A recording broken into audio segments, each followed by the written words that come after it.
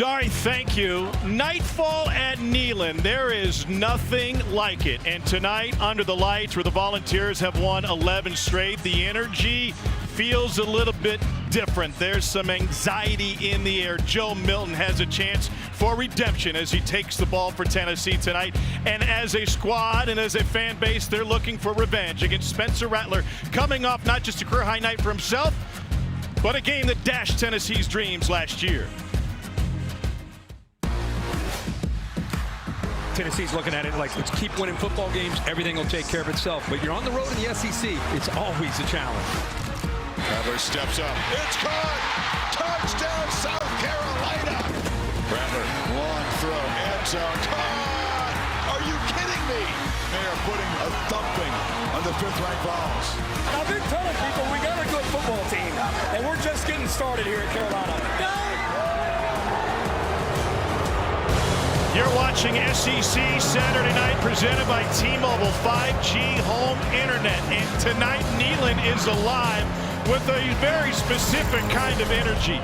The 21st ranked Volunteers trying to defend their home field against a South Carolina team that took everything from them last year. One of the greatest traditions ever taking place in the dark tonight as Tennessee takes the field through the tee.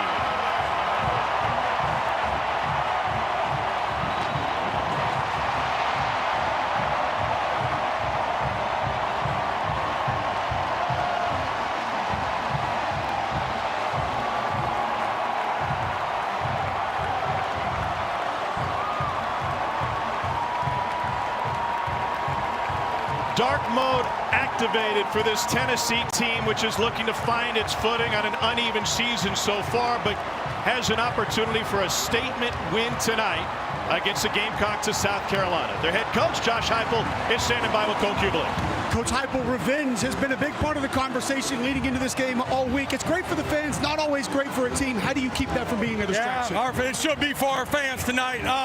But at the end of the day, it's about us competing. Really good football team that we're playing right here. We got to play smart football. Got to be the most physical team on both sides of the line of scrimmage. Got to go win one-on-ones tonight. Spencer Rattler has 1 incompletions in the first quarter of this season. How do you slow him down early? Hey, you got to apply pressure. You got to make him uncomfortable in the pocket. He's unique. He's got the ability to extend and make plays. We got to match people if he does break the pocket. It's a big test for us tonight. Let's go line up and play ball. Thanks, Coach. Thank you. Oh, there is a certain level of intensity in the building tonight. Tom Hart, Jordan Rogers, you heard from Cole a moment ago, and for good reason. Because last year, Tennessee ascended to #1 in the country for the first time since 1998. At the end of the season, they're playing for a college football playoff and a Heisman Trophy for Hendon Hooker.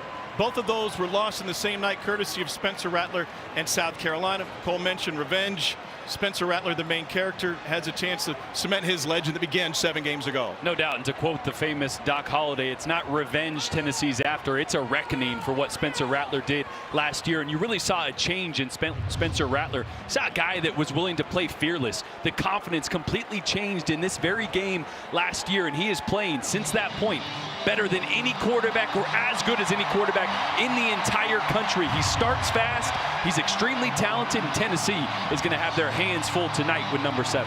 I'm your Huckleberry tonight, and for Tennessee tonight, they're loading up on that offensive line, Cole. They're returning a key piece right there in the middle. Yeah, speaking of being in good hands, Tom, the hands that will touch the football on every snap for Tennessee, Cooper May is going to be back in the lineup. I asked offensive line coach Glenn Ellerby about a minute and a half ago, what does he bring that people might not know about? What's the biggest difference? He said, honestly, Cole, all of it. He can get us into every check. He knows every front. He calls out things sometimes that I haven't coached him on. And physically, he's just a more gifted football player. Got to get that run game going tonight. Cooper Mays could be a big reason why the Vols can pull it off. Sit back and enjoy. We've got a ruckus on Rocky Top tonight.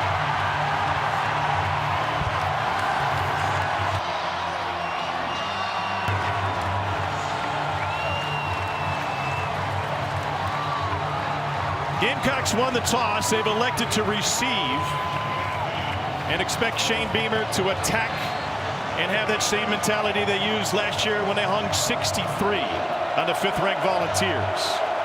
Josh Turbyville will get us started. Welcome to SEC Saturday Night. Well, Spencer Rattler had a career game last year against Tennessee, and it kick-started what has been a redemption tour for him. Last season, a career-high 438 and a school record 6 total touchdowns. How do you feel after the game? Can't get much more confident than this quote. The best I've ever felt in a game. I felt unstoppable. He looked unstoppable. And he was lights out against the blitz. That was one thing Tennessee last year tried to provide a lot of pressure on Rattler, and he answered the bell every time. Look for Tennessee to do that occasionally, but try to win with the 4-man rush as much as possible tonight.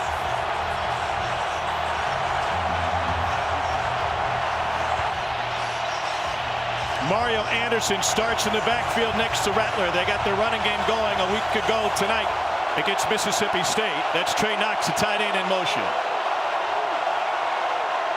Anderson, the former Division II All-American, makes it back to the line of scrimmage, and that is all.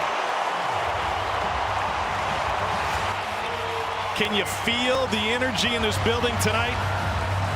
Boy, it's different. It felt different down on the field before the game. Josh Heupel mentioned how much this means to these fans. These players are showing it means a lot to them, too. Rattler was perfect through the first half last week. Pressured in the pocket and has to move. They can't quite get to him. Rattler scrambles for a first down. 18 yards on the move.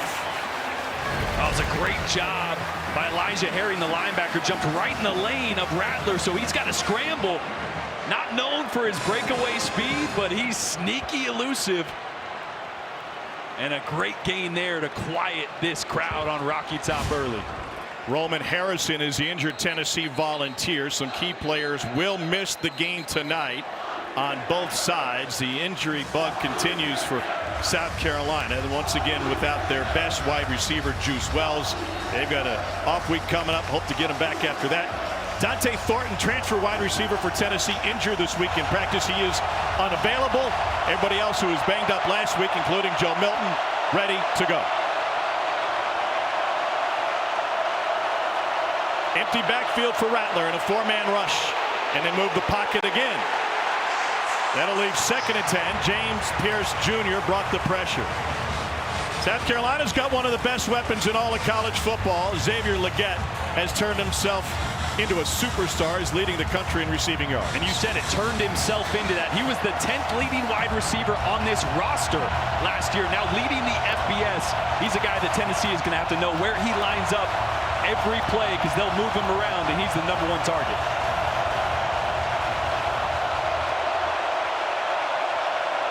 On 2nd and 10, Rattler swings it out to Joshua Simon. And that will leave a 3rd down after the tackle by Elijah Herring.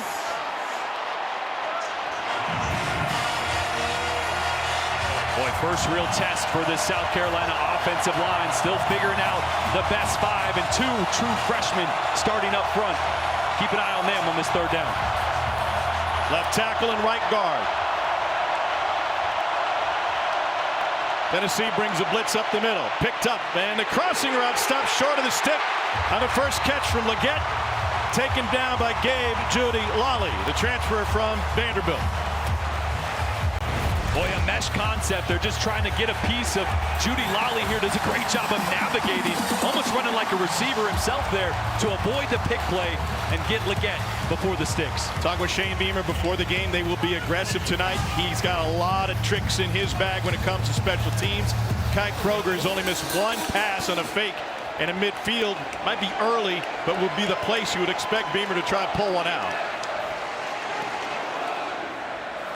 D. Williams to return, and it will go inside the 10 and nearly perfectly placed as Xavier Legette on special teams downs it for Carolina after a 46-yarder. He was in the shadow of Hendon Hooker last year and took the reins at the end of the South Carolina matchup before a strong finish to the season for Tennessee. And Milton, the first play of last week against Texas San Antonio, took the ball in his hands for an 81-yard run. Now he's got a knee brace on. He's a little banged up. Look at the numbers. 20 touchdowns, just 1 pick in a Tennessee uniform. He's done a great job protecting the football. Just need him to be a little more consistent. Some of the intermediate passing But you're right, if he can get it started with his legs, it's a great way to get going. They'll hand it off to Squirrel White. And on the sweep, White takes a hit but picks up 5. This is a very good Tennessee rushing attack, as Cole outlined earlier, and it helps to have the senior out of Knoxville Catholic, Cooper Mays, back at center. On second down, first tote for Jalen Wright. They'll rotate 3 different running backs into the game for Tennessee. All 3 are in the top 10 in yards per game in the SEC. Yeah, and you mentioned Cooper Mays being back. This run game on paper is really good, but against Florida, it disappeared. So against SEC talent, they need to prove that they can consistently move that defensive front and keep themselves ahead of the chains as they are right now. On 3rd and 2, slant and caught for a first down. Brew McCoy.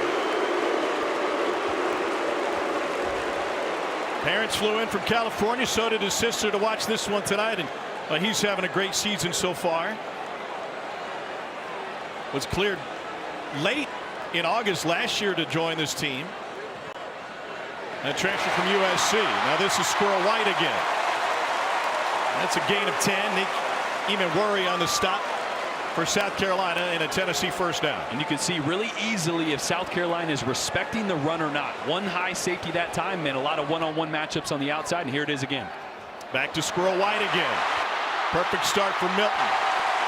And that's another Tennessee first down. So when Tennessee forces you to roll that extra safety down into the box to even out the numbers, that means those one-on-one matchups and the splits that Tennessee has on offense, that's when they can start to attack. Little option pitch. Jalen Wright turns the corner. Good blocking on the edge. Another double-digit gain. Cole, what are you seeing early? Well, the operation of this offense, Cooper Mays, he knows where to go line up before the play's even over. Been good snaps to Joe Milton so far, clean football, but getting everybody set to get that tempo rolling. And that's a key in this offense, the fastest offense in college football and the highest scoring per minute. They'll come back, and that's complete for a gain of 6 to Ramel Keaton, and Milton is spreading it around in this offense that loves to stay on the move. Yeah, tempo's obviously that main trump card they have on a play-by-play basis. The other is those splits. We'll get into both extensively tonight. Handoff on 2nd and 4. And Wright's going to be stopped short. Tyreek Johnson in on the stop. Couple really accurate throws early from Joe Milton. As I studied him on tape, you notice when his feet are calm and he's in balance, he's extremely accurate. Anytime his feet start to get moving quick and he strides a little bit too long, that's when that accuracy starts to deplete. Huge hole for Jalen Wright, and he will take it to the house. Touchdown, Tennessee.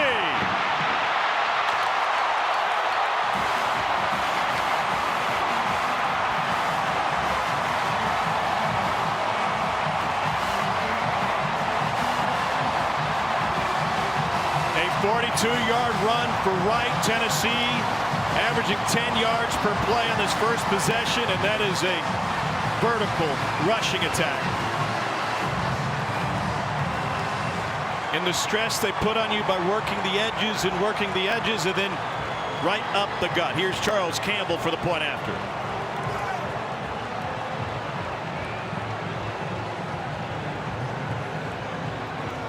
A 9-play, 94-yard drive in just over 3 minutes. Boy, just a little duo play. Great strong double teams. Watch these double teams up front. Double team, double team. Watch the push. They get all the way to those backers. Just opening up a big hole up the middle for Jalen Wright. And this run game is off to a fast start.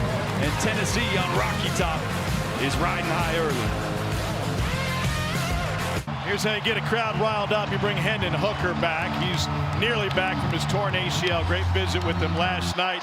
He's in fantastic shape, and he can't wait to take the field with his Detroit Lions.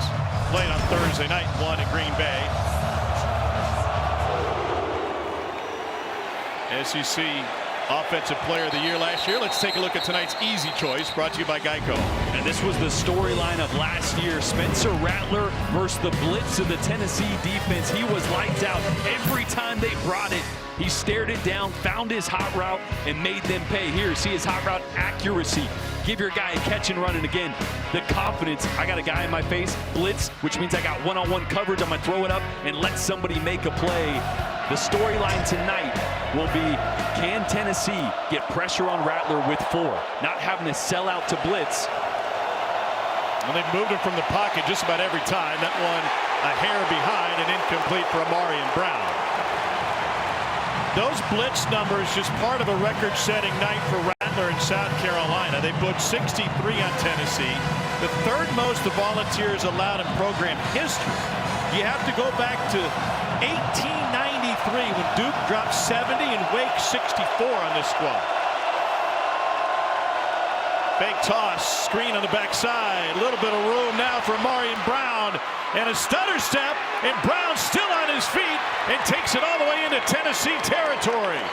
44 yards on the screen to Brown. Like, great job of motion, pulling defenders, and 51 there with a huge block.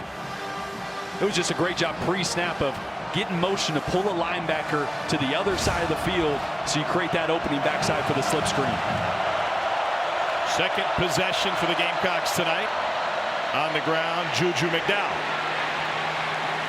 By the way, of note, last year in this South Carolina blowout, they put 21 on the board in the first quarter. They also did it without their 2 starting running backs. So they ran a lot of Wildcat in the game. And talking with the Tennessee staff and players yesterday, including Aaron Beasley, he said, we're prepared for that now, but that's something that they executed that had us on our heels all game last year.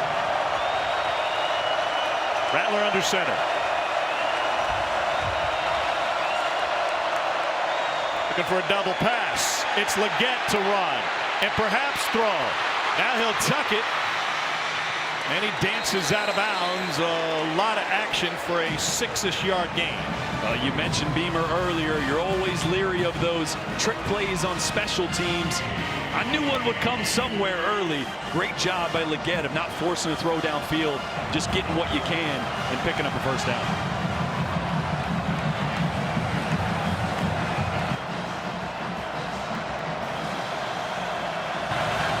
And so marked as a first down.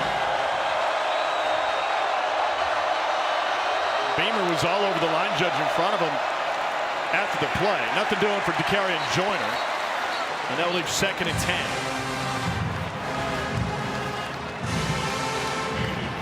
Boy, and talking to offensive coordinator Dow Loggins about this Tennessee defensive front, number 55, Omar Norman Lott was a guy that came up a lot. That time he blew up the A-gap. Slowed that run down. Arizona State, big dude, 6'3", 301.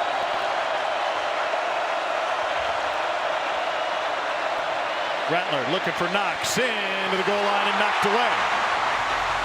Good coverage on the back end. Wesley Walker and Jalen McCullough. McCullough, the veteran, has been on the field the last 5 times these teams have met. Boy, dangerous throw there. Space between those 2 safeties was closing quickly. And a 3rd down.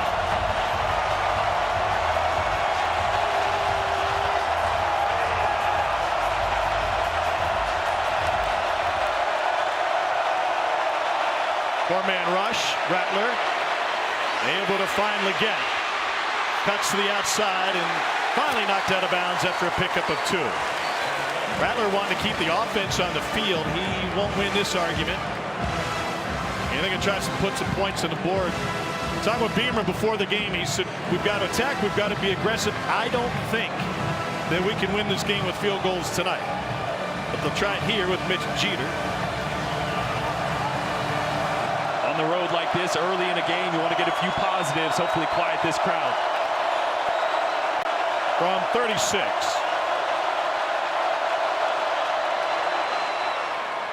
And Jeter puts it through. Carolina's made 30 of its last 32 field goal attempts.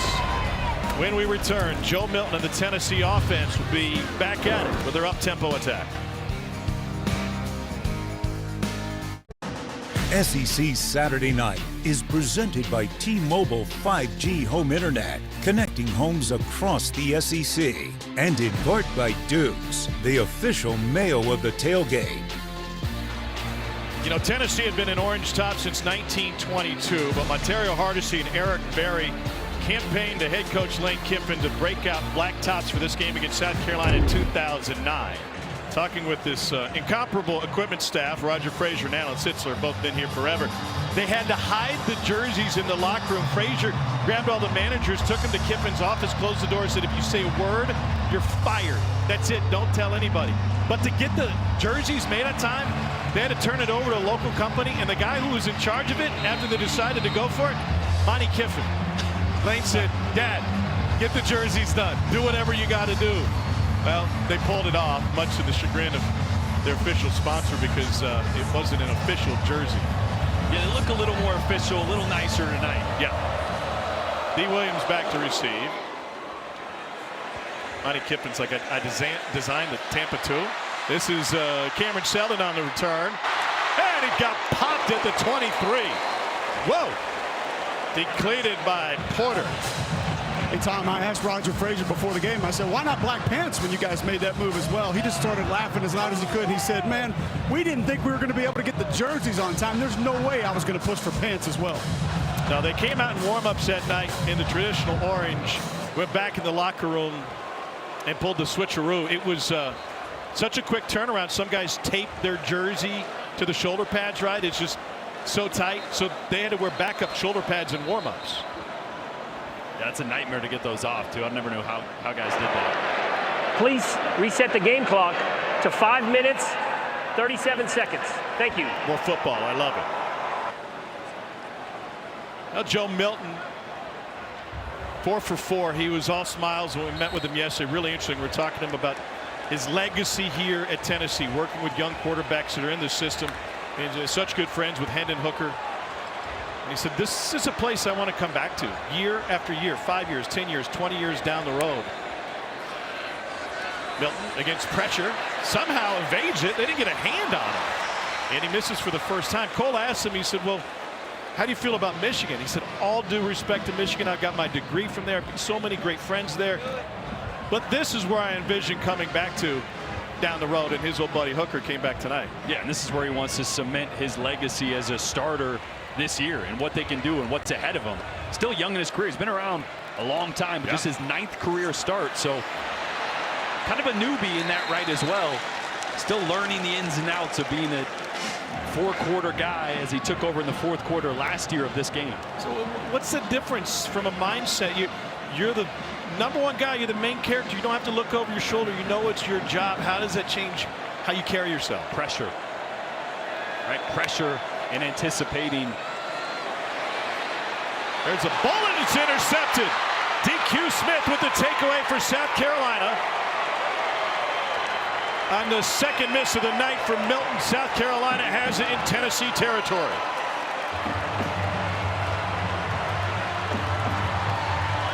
Boy, defense just fooled Joe Milton a little bit. It's going to look like cover 2. They actually dropped to cover 3 cloud. Watch this. He's looking at this safety. That to a quarterback tells me, oh, it's cover 2. I can attack the middle of the field. Didn't realize that there's a guy sitting right there. So he reads boundary safety, thinking, I got this guy cutting in the middle. No one's going to be there. And that cover 3 cloud safety is sitting there right in his lap. Quarterbacks are taught to read the boundary safety. So he was right, just didn't check the middle. By comparison sake, a slow start for Rattler, who was perfect in his previous 2 first halves. On the road to Georgia and home against Mississippi State.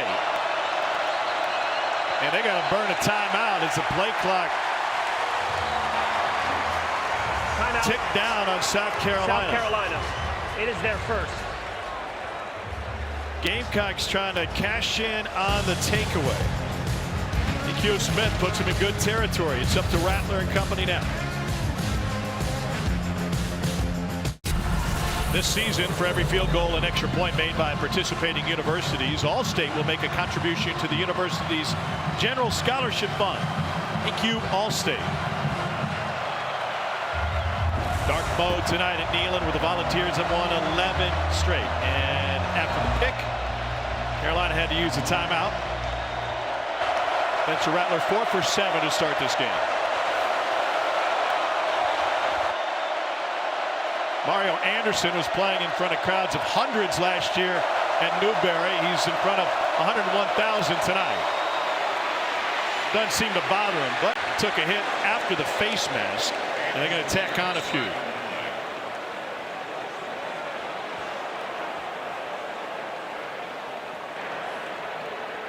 Personal foul, face mask, defense number 10. The penalty will be enforced half the distance to the goal for the end of the run, first down. Daniel Gautreau, our referee. Elijah Simmons, the Memphis product with the face mask. Defensive tackle that this staff is clearly excited to have back in the game. Don't want those penalties, but obviously a bigger body that just helped with that rotation in a group that's already exceeded expectations this year. 340 pounds. Rattler looks right, wanting to run with it. Now he'll throw. Back of the end zone. Nearly picked by McCullough.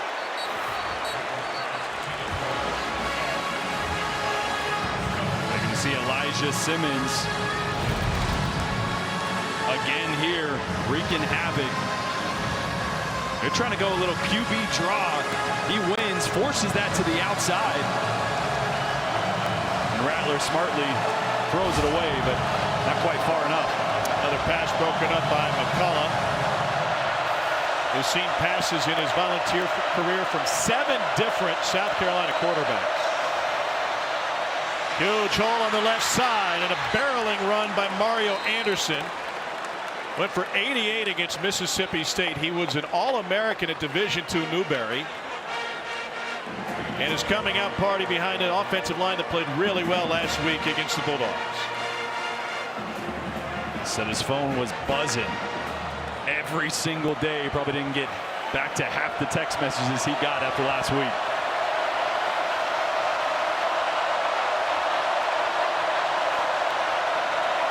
First and goal, Gamecocks. Anderson. Down to the 1. Elijah Herring the stop for Tennessee. Anderson's also the team barber. He's like, yeah, I'm doing about 15 to 20 cuts a week, but Spencer Rattler, not quite on my list yet. Us quarterbacks, we're a little particular about our hair, you know. But he only got a $500 scholarship to Newberry when he first got there, so that's how I was making ends meet. I was just cutting guys' hair. Originally committed to Charleston Southern. They had a coaching change. He had nowhere to go. Coming out of Stratford High School.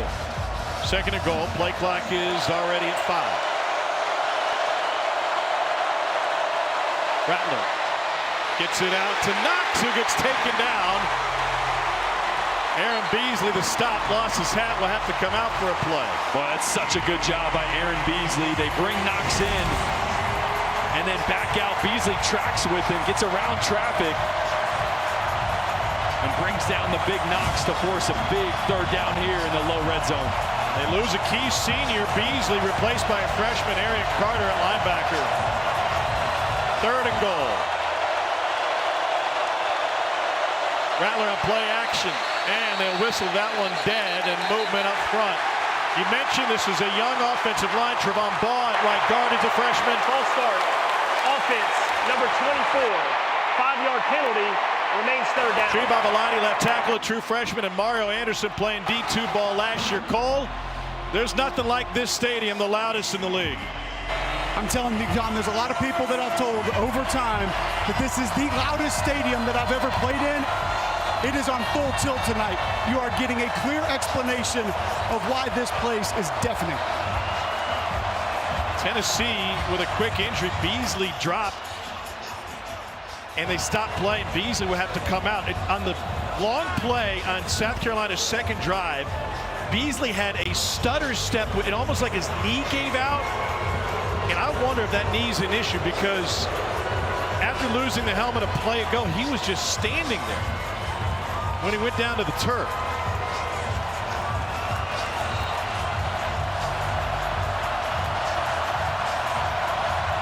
Third and goal. Four-man rush. Rattler scrambling, dives, stretched over the line for a touchdown for South Carolina. What a play by Spencer Rattler, who has reinvented his career, and it started 7 games ago against his team in Orange.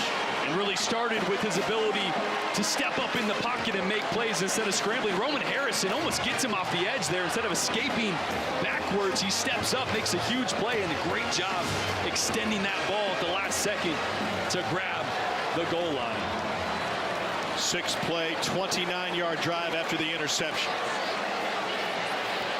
Jeter for the point after. And it is good. South Carolina with its first lead of the night. 10-7, 2:03 to play in the first. To the studio. Here's Dari. We got a good one in Oxford. It's been close all night long. Jaden Daniels for LSU driving early second half, makes a phenomenal run. Great effort, gets him down to the 1, and then on 3rd and goal, Daniels aided, assisted into the end zone by his teammates. LSU has taken a lead. They've trailed by as many as 14, guys. Hi, Dari, thanks. What a wild day in the league. You're in Lexington to start the day. How about the atmosphere at Kroger Field? It was nuts. Kickoff in that first drive, the crowd was rocking, and they carried that momentum into a huge win over Florida. First time in forever that they've won 3 straight there. That was a big win for Kentucky, especially with Georgia next week. Ray Davis went for 280 in 3 touchdowns. He had like 200 at half. I mean, they ran all over Florida, which was a big surprise. 5-0 Kentucky is the 3rd time in the last 6 years.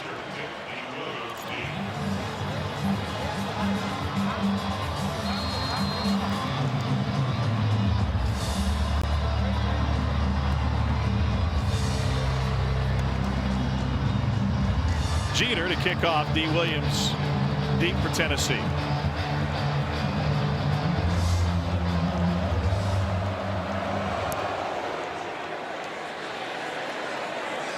All right, so Joe Milton's got to put that interception, just his second in a Tennessee uniform, in the back of his mind and come out and restart. Consecutive incompletions for Milton.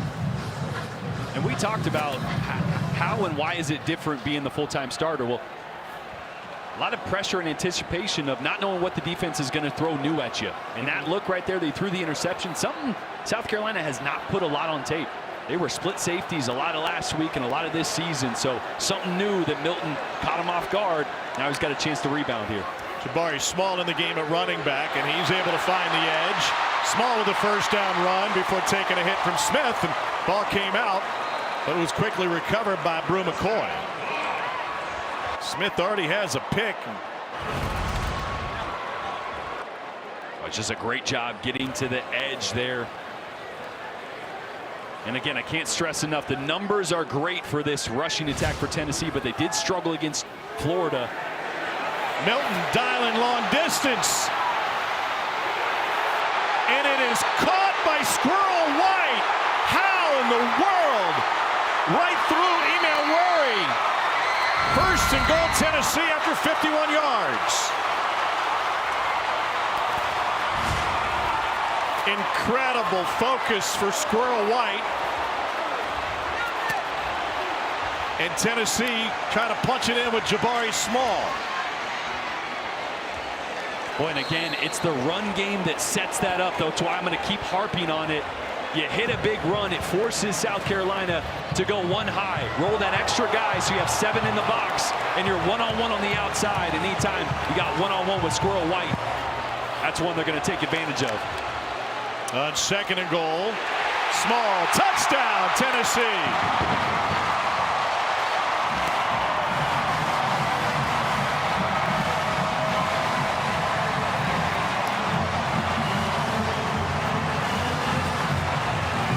I had the feeling that this might be a shootout tonight.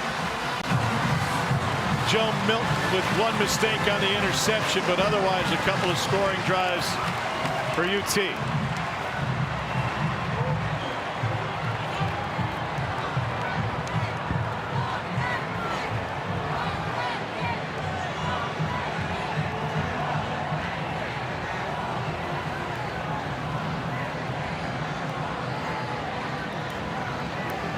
Marquarius White picked up the nickname Squirrel from his great-grandma.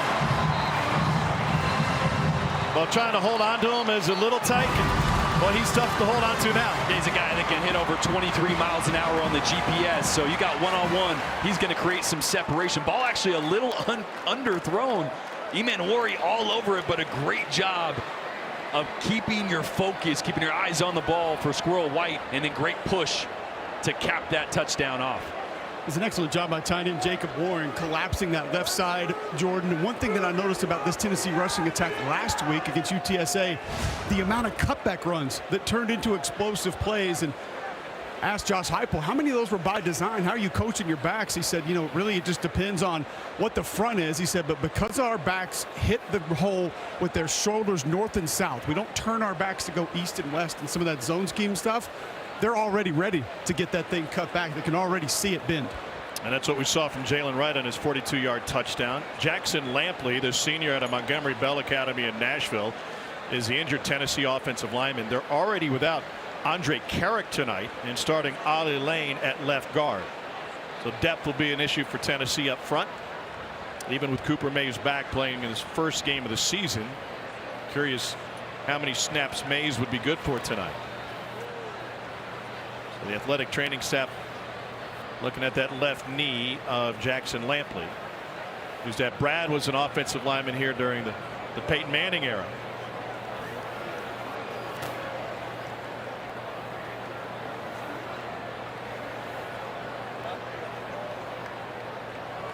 But I want to go back real quick to that touchdown just to show you why the run game is important. When you start to hit these runs, here's what happens. Well, that's going to be the touchdown run here. We'll show you that block that Cole's talking about. Jacob Warren off the edge. Tight ends are an important part of this run game. And when it's going, South Carolina continually is going to have to add numbers to the box. And when they do that, the speed and the splits on the outside is what Tennessee's going to start taking advantage of, and that's what you saw in that long Squirrel White run. And in some ways, it's what made South Carolina vulnerable last week against Mississippi State, as they got burned time and again in play action, bringing a safety up to try and support the run. No doubt. And that, yeah, they got burned on it last week, but again, the numbers have looked great for Tennessee. But this is so good to see because against Florida, they couldn't handle the defensive line. And South Carolina's good up front, and so far Tennessee's getting great push every time they hand the ball off. Will Rogers threw for a career high 487 last week. Tulu Griffin at 256 yards receiving. A top 10 performance in SEC history.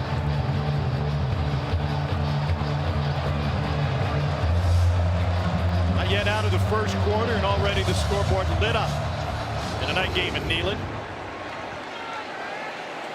No return for South Carolina. Let's take a look at Fansville, brought to you by Dr. Pepper. I need my Dr. Pepper on game day! Deion's even selling shades in the SEC. I was going to say, those are catching on. How about those? Guys, whoa. Sloppy party foul. See, you think you're going to be wet the whole game. Yeah. You know? And sticky. Rookie move. There's a bit of an energy around Knoxville today. Whether it be around the team hotel or down on the strip. Shout out Copper Cellar. We're going to miss you. But it's reminiscent of the mood that we experienced a couple of years ago when Lane Kiffin came in here with Ole Miss.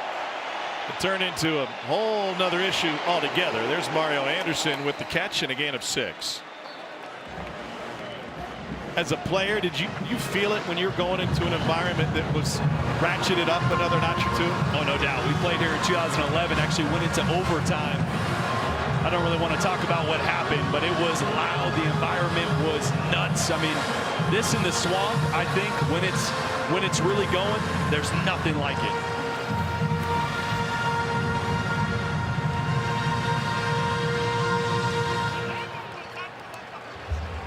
They're going to roll the clock, and that'll take us to the second quarter here in Knox Vegas. Tennessee with a 14-10 lead on South Carolina in a series that dates to 1903. Last year, the largest win ever for South Carolina. And this year, Tennessee looking for revenge.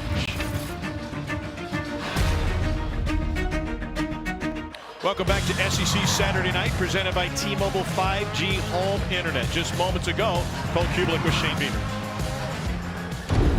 Coach Beamer, when your quarterback's playing at a level like Spencer is, do you just treat it like a no-hitter, perfect game, kind of stay away from him? We'll see as the game goes. Right now, it's just trying to coach him up. We got to continue to get this run game going. Hell of a play down there on the touchdown run. He's a competitor, as you saw him. We got to just continue to just chip away. What an environment, and going to be a great football game.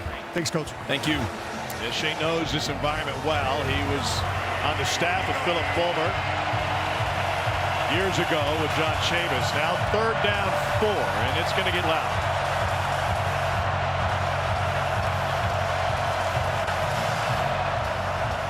Keep an eye on left tackle Tree Babalade, the true freshman for South Carolina. Tim Banks, the defensive coordinator, said he loved their one-on-one matchups and passing situations.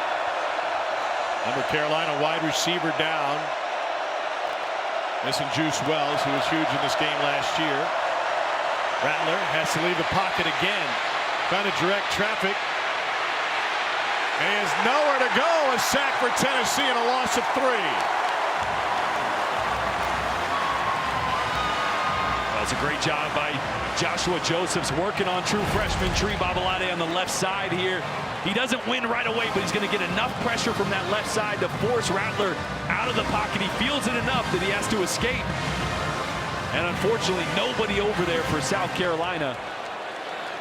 And a great job by this 4-man rush of Tennessee that has been much improved all of this year. Rattler sacked, a fake punt. They're going to throw it wide open. It's Xavier Legette. Kai Kroger with the index finger in the air. He is 8 for 9 on fakes in his career, and that one goes for 39.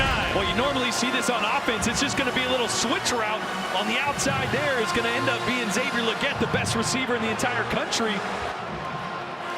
And they're just not expecting it. Backed up right there.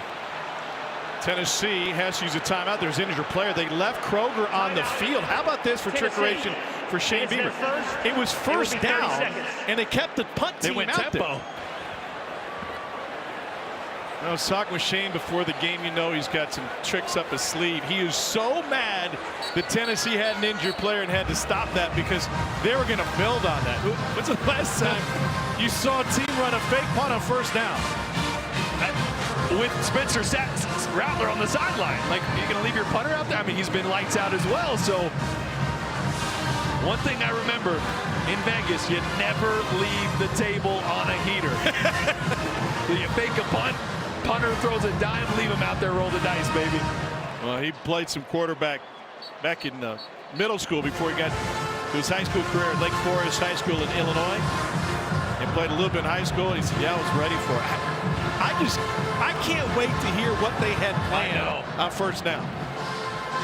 What a great job. You have the punt return team out there that's not used to playing defense, so not a bad thought. So Rattler at quarterback, and he hands it up to Juju McDowell for the first time, Cole. I talked to Justin Stepp, the wide receiver coach, before the game. Asked him, I said, surely you guys got some fakes in tonight. He said, oh yeah, plenty.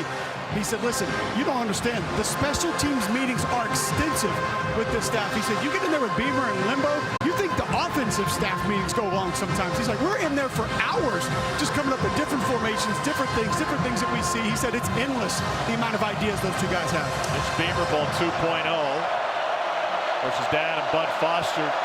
Made national headlines with block kicks and fakes, pressure coming. Rattler to the outside, that's good. And now you can see trying to get rid of the ball quicker with the pressure the Tennessee's bringing. Yeah, brought a 5-man pressure there. And again, we talked about how lights out Spencer Rattler was last year against the blitz. He has been this year as well. Near perfect through first quarters and first half this year for Rattler. 3rd and 1. Here's McDowell again, and he gets taken down behind the line by Aaron Beasley.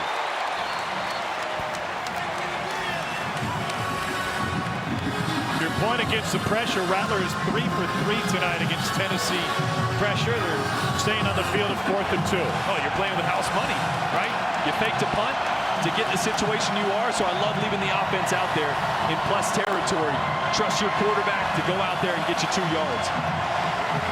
Maybe we'll get some shifts and motions and try to get Tennessee to jump here. They're going to let the play clock run down.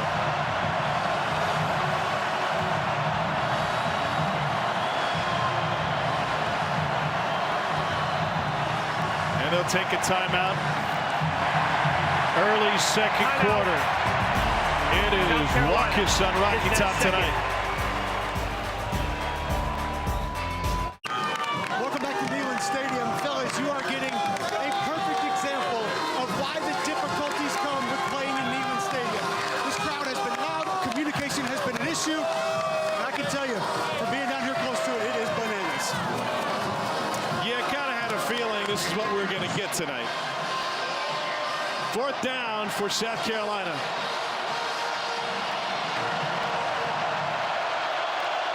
Drive extended through a fake punt. Pressure up the middle. Rattler to the edge. Caught and short. Xavier Legette couldn't turn upfield. Wesley Walker stopped him. And it's a turnover on downs for South Carolina. Boy, I like the idea of the play. The runner was short of the line to gain.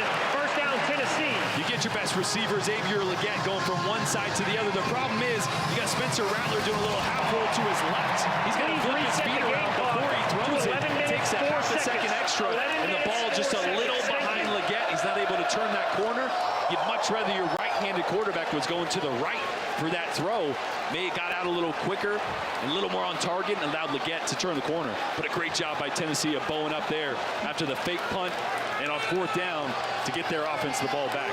Great effort in the Tennessee secondary by Wesley Walker. Transfer from Georgia Tech. Joe Milton with a bullet to Squirrel White. And he's able to pick up 8 on 1st down. Tennessee's offense came out red hot tonight on their opening drive. They covered 94 yards and averaged better than 10 yards a play. Little shovel pass. And Dylan Sampson finds the open field. Sampson, elite speed, splits defenders, carries it inside the 25. 37-yard shovel pass. Swami, Samsonite. Look at this kid. So you're saying there's a chance. The embarrassment of riches that is the Tennessee running back right now. That kid is talented, and he's their 3rd. Into the end zone and incomplete. Drew McCoy with a windy route. And we got a flag on the play. That's why Joe Milton's taking that shot. An eligible player downfield. Offense, number 10, was covered up and went out for a pass. 5-yard penalty, remains first down. Scheifele didn't agree with the look from the head linesman. Well, I've been watching Milton's feet tonight.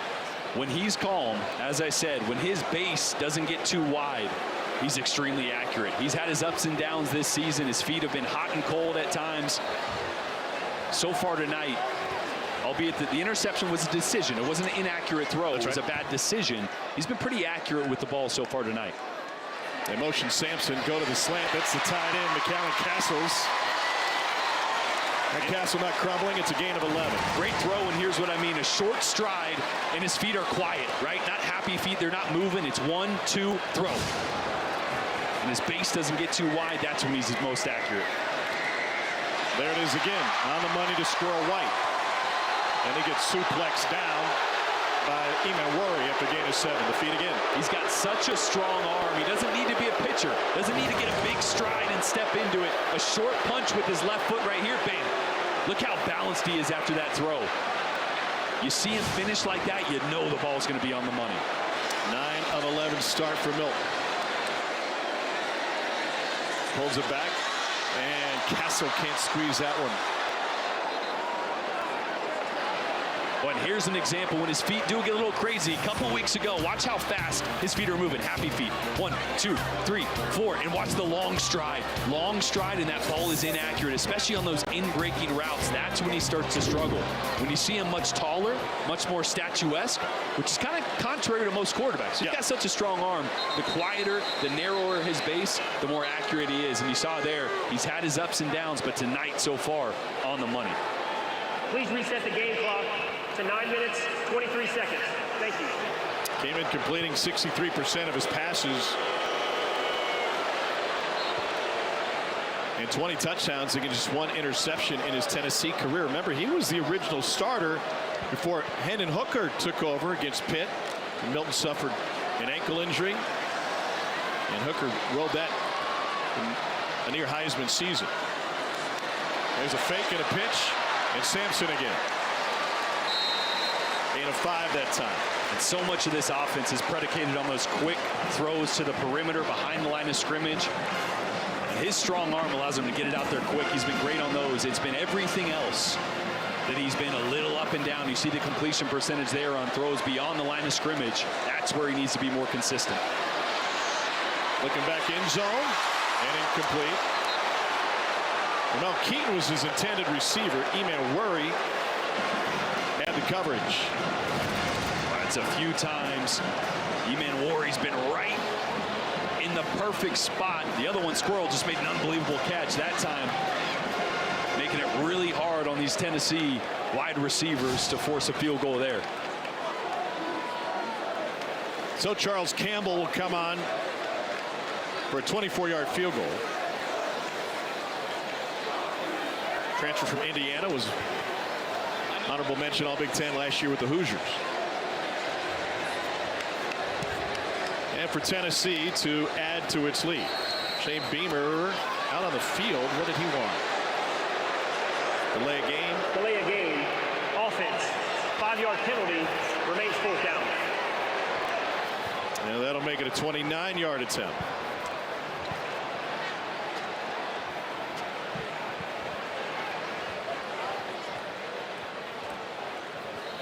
Campbell 5 for 6 on the season. His only miss was a 50-plus yarder.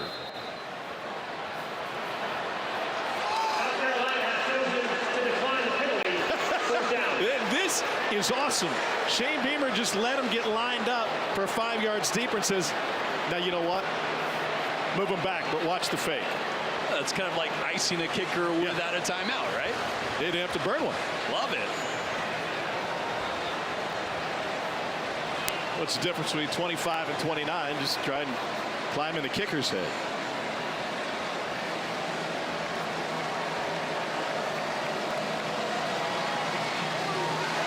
And Charles Campbell does the tango. Back, forth again, and he puts 3 through the board. It is a fantastic atmosphere here at Neyland Stadium.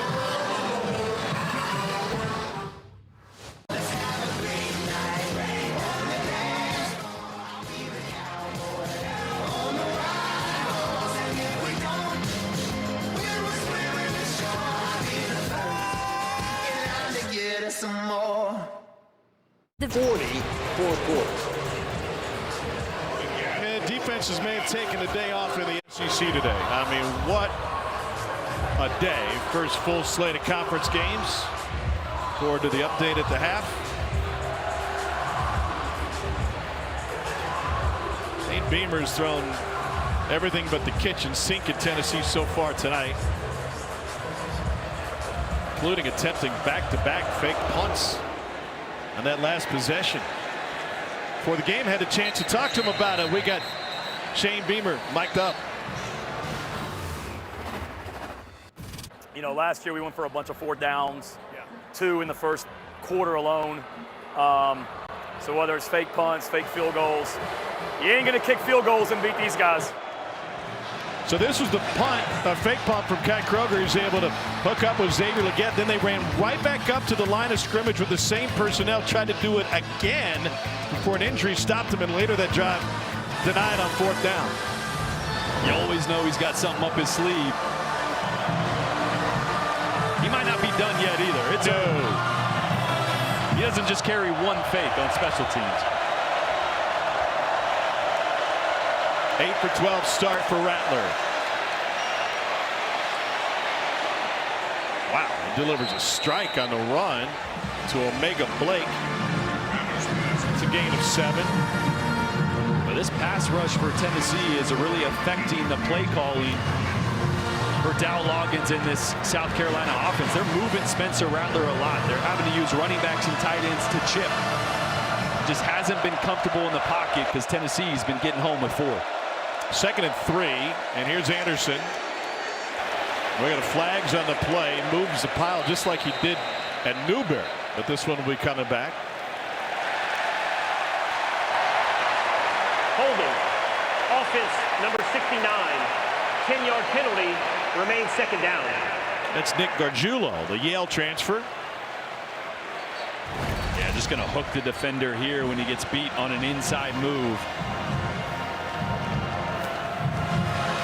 Trying his best to sell it, but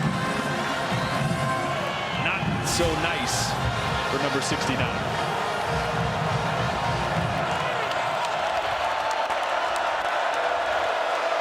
Second and 13. The screen action. Here's Amarian Brown. Gain of 3.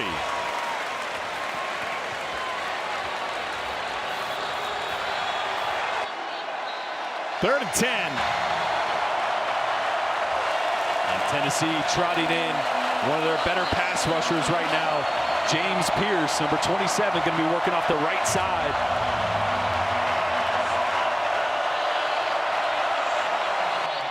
There's Pierce right there at the top.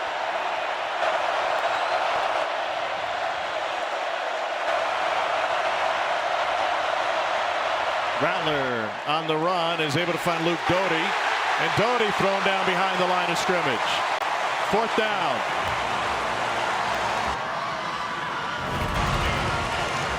Speed to power is a very dangerous thing. You know you have to get depth to cut off the speed, but when they turn that into power and you don't have your feet set because you've opened your hips, you usually go down the wrong way.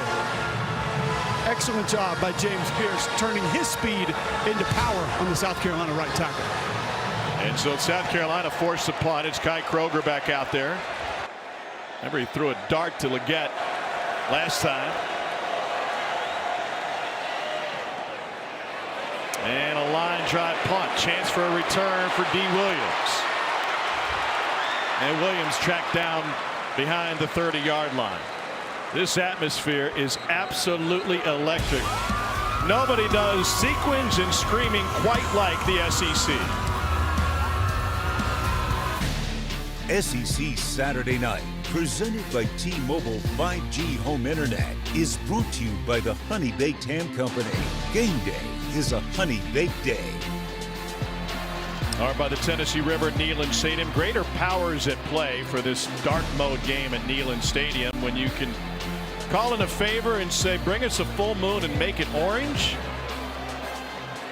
Things are coming up Tennessee. I don't even know how that happens. Milton to the slant. That's Brew McCoy. And he's got a first down for Tennessee near midfield. Gain of 18, and McCoy staying down. Oh no. Oh no, Brew McCoy.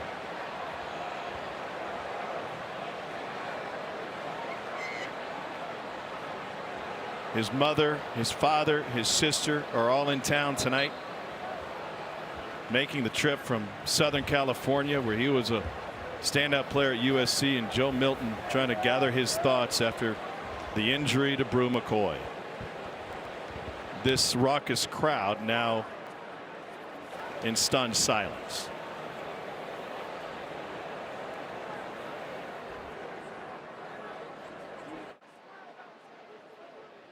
Tennessee athletic training staff still working on Brew McCoy after a horrific ankle injury near midfield at the conclusion of his first down catch when a South Carolina player fell on his lower leg. And immediately the Carolina players who were nearby whipped their heads away to not look at it. They're going to take Brew off the field with a cart Had a great opportunity to spend some time with his parents and his sister last night, and they were just so incredibly excited about being here in Knoxville and watching him play and the journey of his career. And he's serenaded by a Brew, 100,000+ here. Boy, my heart goes out to him and his family. He's battled injuries his whole career, played through an elbow injury all of last year, was out all this spring after surgery, finally healthy. And with no Jalen Hyatt after he moved on to the NFL, they were leaning heavily on Bru McCoy. As you see the applause, the standing ovation, his teammates giving him some love before he heads to the locker room. And so now his teammates, and to an extent the guys on the other side, they know football's a violent sport. You guys played it here in the SEC, and they know the severity of that injury.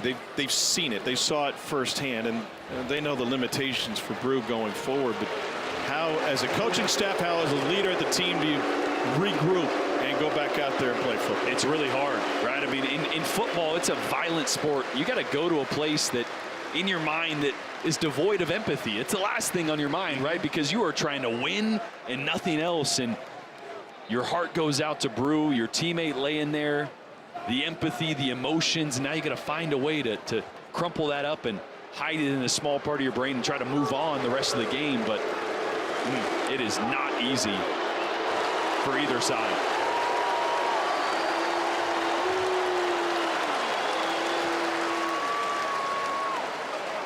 What a competitor, what a tough kid. You saw him just being wheeled off from right by where he's heading into the tunnel. Kind of giving a salute to the crowd. Know he's got to be in a lot of pain. And so Joe Milton will try to regroup and get this offense back on track. They'll turn to the run game on first down, and Jalen Wright picks up 4.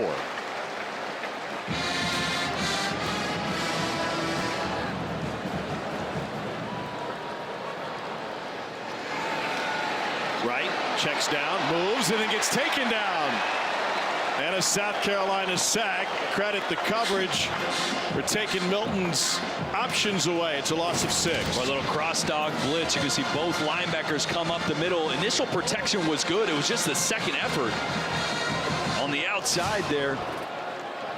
It's Bam Martin Scott, product out of Dodge City Community College. On 3rd and 12, Milton eventually goes to the flat, a little too strong, and over the head of Jalen Wright.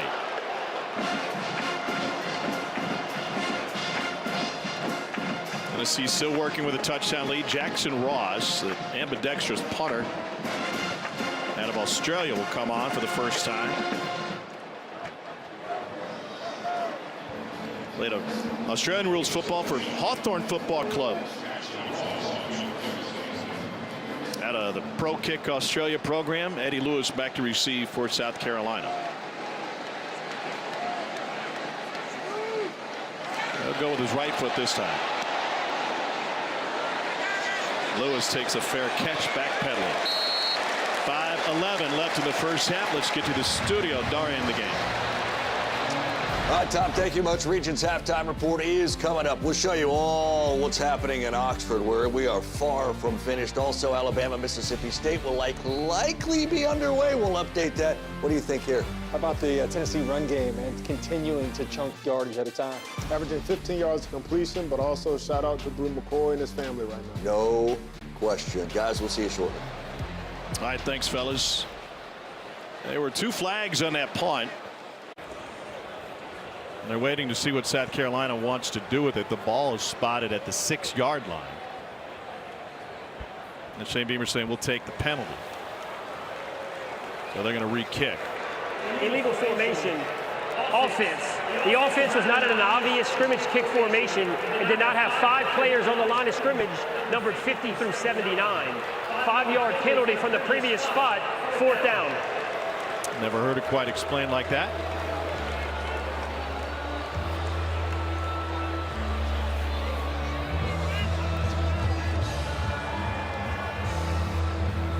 Unique formation there, and Not enough big boys with those big numbers on the line of scrimmage. Punter's got a big one. That's Ross. Playing in front of 101,000 tonight. Aussie Rules team home field was 19,000 capacity. And another beauty from the Aussie down at the 8. A 53-yarder that time. Ready for the NFL? We're going to start early tomorrow, 9:30 Eastern, exclusively on ESPN+. Bijan Robinson, the rookie, and the 2-1 Falcons take on Trevor Lawrence and the 1-2 Jags at Wembley Stadium. To get ESPN+, go to ESPNplus.com or download the ESPN app.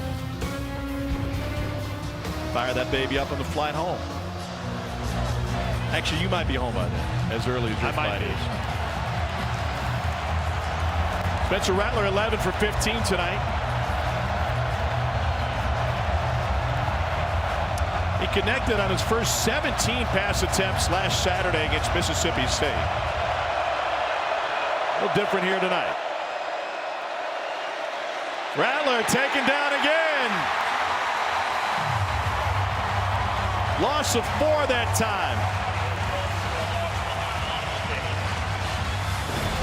Boy, not immediate pressure, but you're going to see him step up instead of throwing to the left. He's got Leggett here in the flat as you see releasing. He's got to let that one go because there's enough space there. Not sure what he got spooked by. He's looking left. Zone coverage over the top. Not going to be a huge play, but enough room to put it on him. 6th most sacked quarterback in college football. Pressure from the edge. Into the perimeter, incomplete. Trying to find Leggett. The ball hadn't had to stop. It's going to get really loud in that end zone now. They're looking at 3rd and Fountain City. Boy, and this is where the Tennessee defense has thrived and where South Carolina's been a little suspect. I expect this ball to get out of Spencer Rattler's hands relatively quick, especially with his feet on the checkerboard. 2 freshmen on that offensive line tonight. Rattler holds, escapes, will pump and create some space, and brought down shy of the marker. Wesley Walker, the tackle after a 12-yard scramble. O-line actually held up pretty good on that one. Coverage was just better, nowhere to go with the football, and for a second it looked like they were thinking about it. You never know when Shane Beamer's at the helm, but this is definitely a punt situation. Or so the normal thinking human brain would say. He puts a lot of trust in his upperclassmen on the field and allow them to make checks if they get certain looks. D. Williams back to receive. Great hang time. And Williams eludes the first, gets taken down by the 2nd and the 3rd after a 48-yard punt, 6 on the return. Here's Laura Rutledge and our friends at Academy Sports and Outdoors. Wherever fun happens, Academy Sports and Outdoors is there. A fun one tonight. A 17-10 score with 3:15 to go in the first half. Tom Hart, Jordan Rogers, Cole Kubelik, our fantastic SEC Saturday night crew. Last time we were here for a night game, Cole left with a golf ball. So did Lane Kiffin. And a bottle of mustard.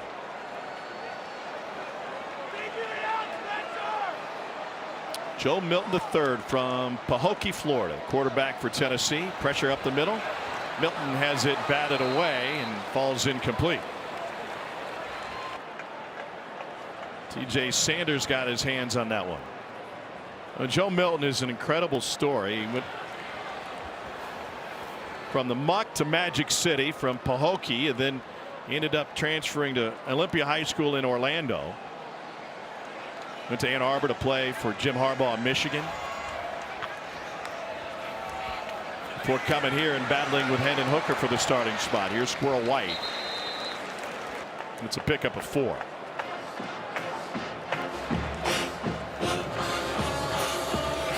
Third down for Tennessee. Volunteers haven't picked up a first down since the Brew McCoy ankle injury.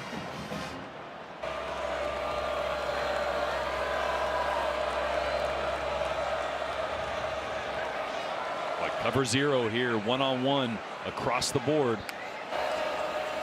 Linebackers blitz and incomplete, trying to find Castles. Jason Kilgore, freshman out of Putnam County High School in Georgia, with the coverage. That really good coverage forced Joe Milton to kind of double pump this. Wanted to let it go initially, held on to it. That ball just a hair behind, but the coverage underneath was even better. Not much room.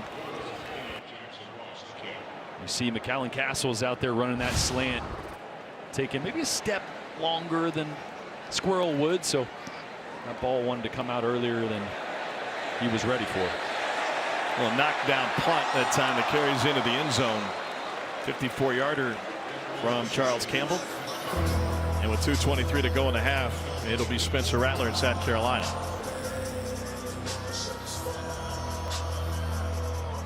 Yeah, still plenty of time. This isn't a 2-minute offense type situation yet. You got one timeout. I'd like to see them get a little bit of the ground game going. Get this drive going in a positive way. So far tonight, just 55 rushing yards. And most of those, about half of those, from Spencer Rattler on a couple scrambles. The offensive line had a pretty good game a week ago against Mississippi State. But Tennessee has put a lot of pressure on them tonight.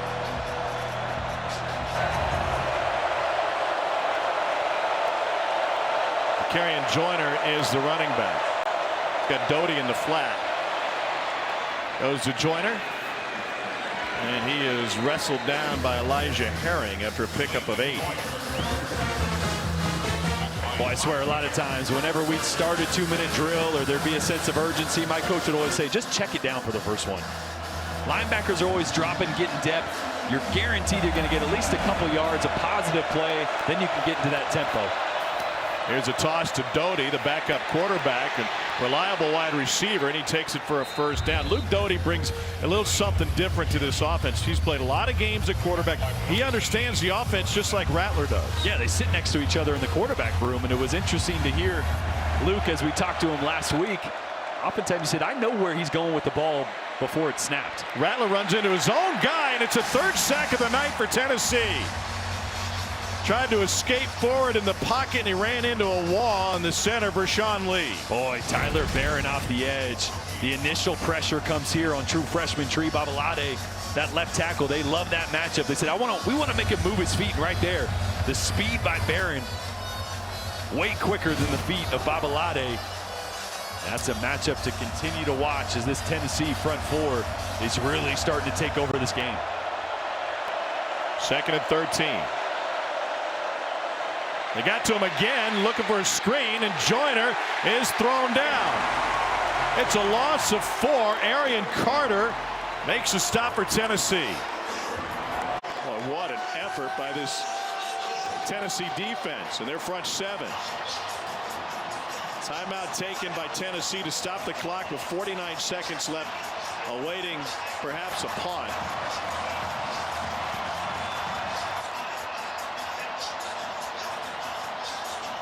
Well, 6:16 in the second quarter. Brew McCoy was taken down after a 17-yard gain and a first down with an injury. For more on that, here's Cole Kubalik. Well, Tom, Brew McCoy was carted off the field, taken to the locker room. Then he was taken on a stretcher from the locker room to the ambulance where he was loaded up there. His parents were with him, and he'll be taken to UT Medical Center for further evaluation.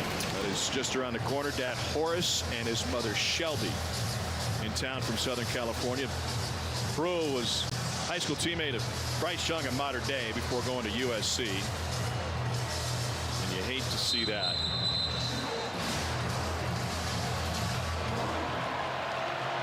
So 3rd down 17. Tennessee has one more timeout.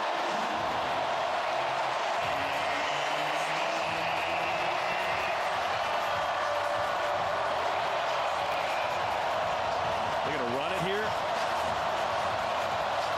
Either going to run it or you're going to need a little chip off the edge here to help in protection. And flags before the snap, a movement up front, and it'll take it to third and 22. Offense, number 1. 5-yard penalty, remains third down. Now, yes, I would run it. Rattler just hasn't been able to get into the same type of rhythm that was so impactful for this team with a first-half lead against Georgia on the road and a quick start against State last week. Third down, 22.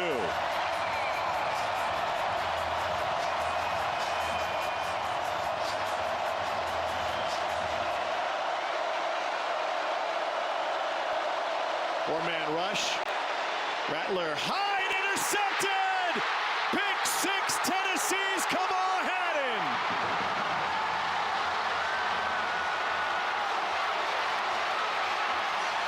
Flags after the play.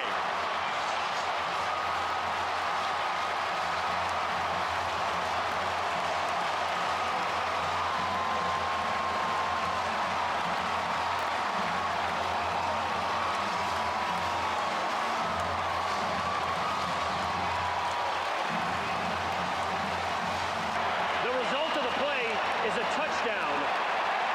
After the score, unsportsmanlike conduct, intercepting team number 0. The 15-yard penalty will be assessed on the kickoff. That is number 0's first unsportsmanlike conduct penalty of the game. That's on Jalen Wright, but it came after the score, and Spencer Rattler just shaking his head. Pardon me, Danico Slaughter with the personal foul. 28 yards officially. On an interception return for a score by Kamal Hadden.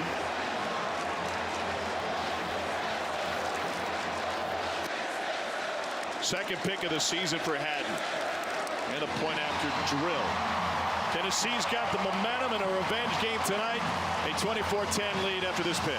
Boy, right before the penalty, I said the running back's going to need to help off the edge. You got James Pierce out there working on the true freshman left tackle. He's going to come here. Instead of the running back blocking here, he goes inside, and Pierce provides the pressure that causes that high throw from Rattler and the interception. Right, I said, hey, if they're going to drop back, that running back has got to chip on that side. Yep. They have been winning all night on that left side. Didn't chip, forced a high throw, pick 6, and a worst case scenario. That's why we said, hey, sometimes you hand it off and you try to get to the second half. Yeah, and it would have been a punting situation. Remember, Jackson Lampley was hurt on an extra point in the first quarter, and now they've got another injured offensive lineman after that point after. Is Dane Davis, fifth-year senior out of Bluff City, Tennessee, who was playing some backup center for Tennessee. 9 snaps there in the Florida game, and he's getting his knee looked at. Well, you know, going for it on 3rd and long as opposed to just running the ball, forcing Tennessee to use its timeout and then punt it again, might also give us some insight into Shane Beamer's thinking, talking about, hey, listen, we got to put our foot on the gas. We can't just kick field goals, but it ends up in 6 the other way. Yeah, and that's the risk reward, right? I mean, it's not like they're trying to throw it downfield, way downfield. They're trying to get a quick throw to the left. It's just, we knew going into this, Dow Loggins mentioned, we're going to have to help our edges out. Tight ends, running backs are going to have to chip. In a 3rd and long, I think they missed the boat there by not giving a little support on the outside, because Tennessee, with the 4-man rush, has been in the backfield and forcing Rattler to drop his eyes, to scramble early, to have errant throws. I mean, that's the storyline so far of this game, which is exactly the opposite of what happened last year. Last year, there was no 4-man rush. Last year, they had to blitz to get pressure, and Rattler made them pay. This year, playing coverage, 4-man rush, and they're winning right now.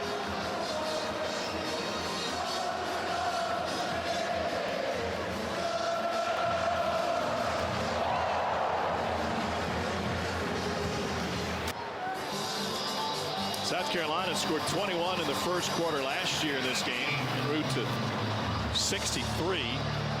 And the offense held in check tonight.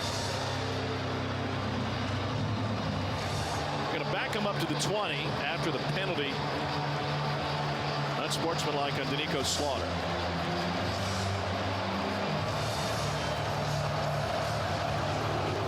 Jayhawks only have one timeout remaining. That's a strong kick, but it's going to head out of bounds.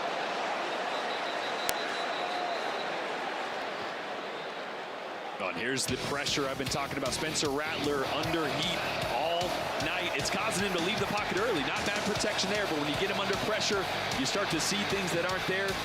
Under a lot of fire, and then here, four-man rush, pressure in his face, forces the high throw, and it's 6 the other way for Tennessee. A frustrating start for Spencer Rattler, who, coming into this game, playing as good as any quarterback in the entire country. Well, here's an opportunity, though, for South Carolina, because Josh Turbeville's kickoff went out of bounds following the 15-yard penalty. That means it's spotted at the 50-yard line. So Rattler's got it at midfield with 47 seconds to play. And, you know, and if you're not gun shy, here's where you can take a shot or two. Yeah, and you got one timeout in your pocket as well. You're absolutely right. Enough time to try to make something happen here, and can work every area of the field with that timeout. Four-man rush again. Rattler to the edge, and that's caught for a gain of 8 by Trey Knox, his first of the night. Dow Loggins said the first thing he did when he came to the South Carolina program with Spencer Rattler was watch every one of his interceptions. Learn from it, but also learn how to move on from it. Correct it in game and get better. On 2nd and 2, they sack him again. And it's past midfield. It's James Pierce Jr. for a loss of 9. South Carolina was in the neighborhood of field goal range. That changed with another sack. James Pierce this time not working speed off the edge, getting in that C gap, working the inside of that left tackle. Boy, what an improvement we're seeing from this front four from Tennessee, especially number 27, James Pierce. An improvement on one side, regression for South Carolina. The Spencer Rattler was sacked 9 times in the opener against North Carolina. That is the 4th Tennessee sack tonight. And we told you this was going to be a story. Tennessee 3rd in the country in sacks coming in. South Carolina tied for 6th most allowed. Cole, really felt like that South Carolina O-line played well last week against Mississippi State. Yeah, they did. They were worried about pass protection, though. A lot more 12 personnel, 2 tight ends in the game to protect those edges. But James Pierce is just showing you what speed does off the edge. We talk about speed rushers. You can turn it into power, and then you got to force them to get depth and get out. And then that inside move is just a killer to deal with. Another 3rd and long for South Carolina. Rattler. What a beautiful drop by Joyner. Somehow they almost fit it in there, but he was moving upfield without the football. Boy, pretty good protection here this time for South Carolina, and Rattler does a great job of stepping up in the pocket, being fearless with stuff going on all around him. And actually, like you said, really good throw there. Just the former quarterback to carry on Joyner, the former wide receiver, now a running back. It's a tough catch on the back shoulder in traffic. Rattler only had 2 misfires last week in the stat sheet, 18 of 20. One was a pass interference that wasn't called, and another one was a drop. Kroger dropped the snap, but recovered in time. Hammer that one. Well, Kai Kroger has been South Carolina's MVP tonight. That's not a good sign. 45-yard punt. 17 seconds left in the half. Well, part of the great traditions here at Tennessee. We'll see at halftime the Pride of the Southland marching band. You can watch them on SEC Network Plus. Start streaming now on the ESPN app.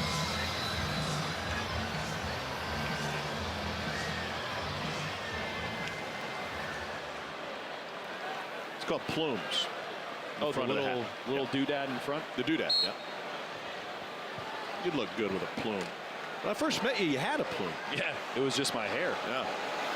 That was obnoxious. Thank God it's a little less of a plume now. It's still up there. It is there.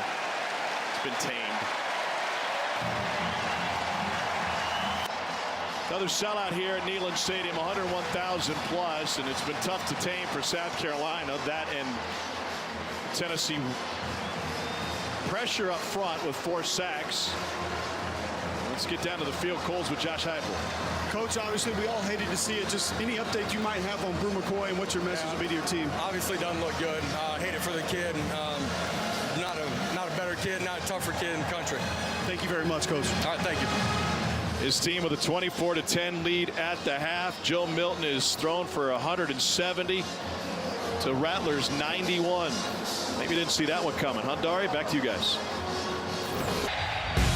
Welcome back to SEC Saturday Night, presented by T-Mobile 5G Home Internet. Dark mode activated at Neyland Stadium. This atmosphere is second to none. And in a battle of quarterbacks, it's been Joe Milton who's had the upper hand.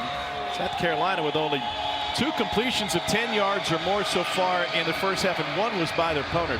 Tom Hart, Jordan Rogers, Cole Kublik down on the sideline.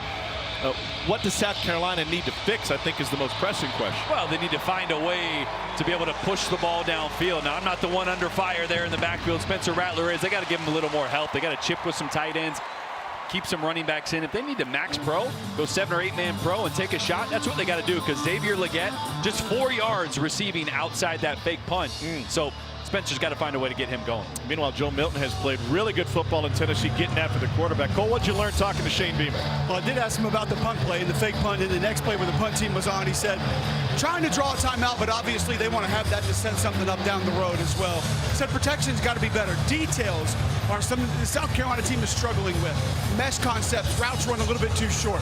3rd and longs, routes run a little bit too short, not able to come up with first down yards. As he said, obviously we need to clean up protection, but we need to clean up some of the details in the second half of this game as well. And nothing was lost to the details last year, hanging 63 on Tennessee in this game, but much different story here tonight. Tennessee will receive the second half kick.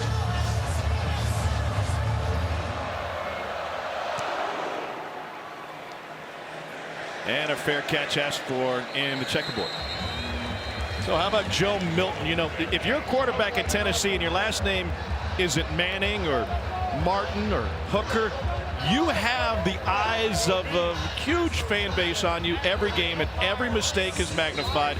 They expect perfection, right or wrong, and Joe Milton has been under some of that stress already as a starter this year. And part of it's his own fault, but in a good way. It's how he ended last season. The upset of Clemson in the bowl game. I mean, he played lights out, so I think everybody expected, well, just roll this into next year. He's going to be, we're not going to miss a beat. That's just not how it works in the SEC. But I've seen a calm, collected, accurate quarterback tonight, which hasn't been the case much of this year. Here's Jalen Wright with a stiff arm and a first down run on the left side.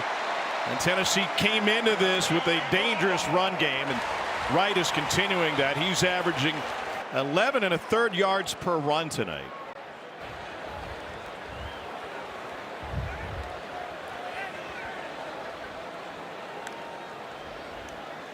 And now they'll go play action.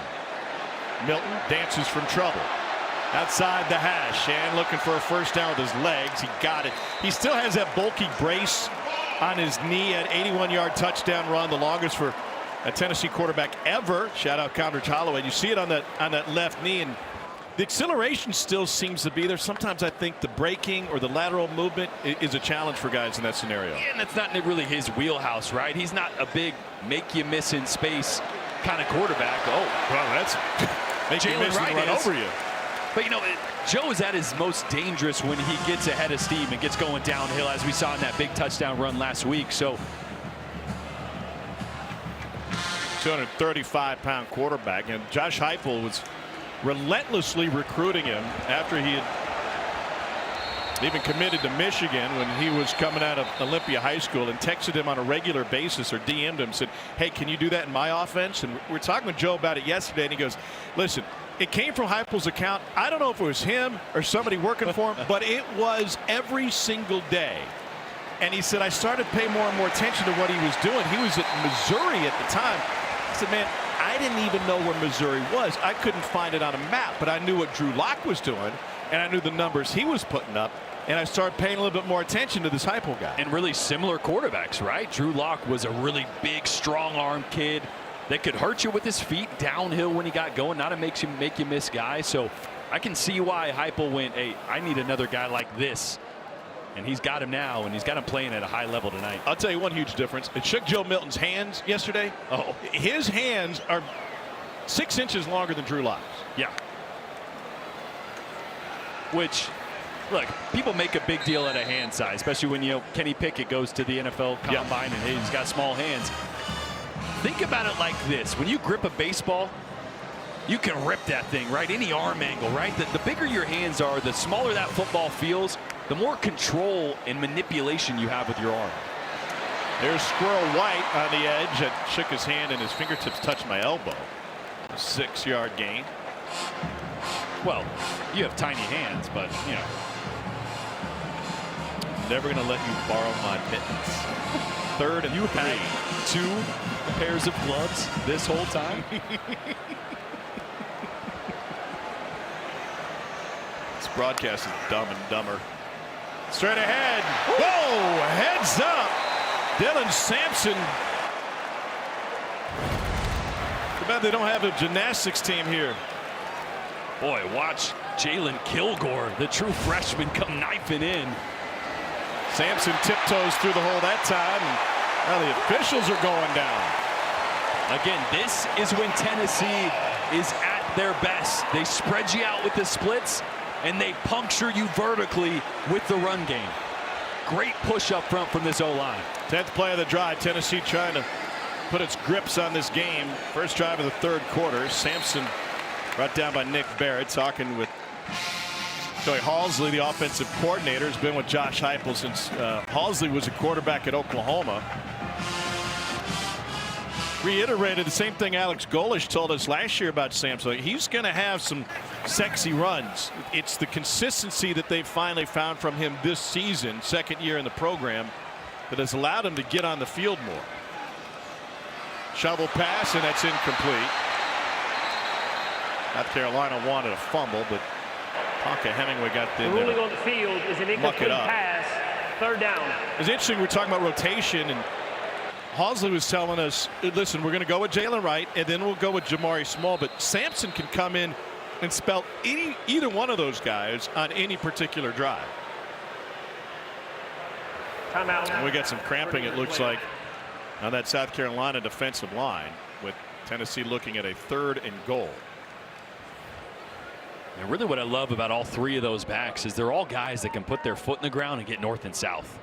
Again, that is what changes the game for this Tennessee offense, is getting that vertical run game going, so then you can spread the perimeter with the pass game. It's Nick Barrett, the injured Gamecock. Cole, this might be a blessing in disguise for Cooper Mays. No, I've just been watching the Tennessee center the last couple of plays. He comes to the line of scrimmage, kind of hands on the hips, looking up to the sky, trying to get some extra oxygen in those lungs. Just one thing that you just can't replicate, guys. I mean, Jordan knows it. Game repetitions, especially at the line of scrimmage. You can think you're in great shape. You can hit all your times on your 300-meter shuttles. It doesn't really matter. Once you get into the game, that intensity ramps up. It's hard not to be suck and win once you get into the second half. Well, I didn't play in the SEC, but I think it's comparable to tailgating in Knoxville. I mean, there's a lot of hills around here. They got to get up and down and up and down. That's true. The altitude, right? One hill's kind of high, and that's right. Especially after some 12-ounce curls left and right, both sides, a couple times for a few hours. You know, it'll take it out of you. Aerobic activity. These fans, though, they got stamina. They're built for it. This offense, 12th play of the drive to start the second half for Joe Milton. Milton with a check to the sideline. A lot of space for Squirrel White in the slot. In the end zone, caught. Tennessee touchdown. Jacob Warren, the pride of Farragut.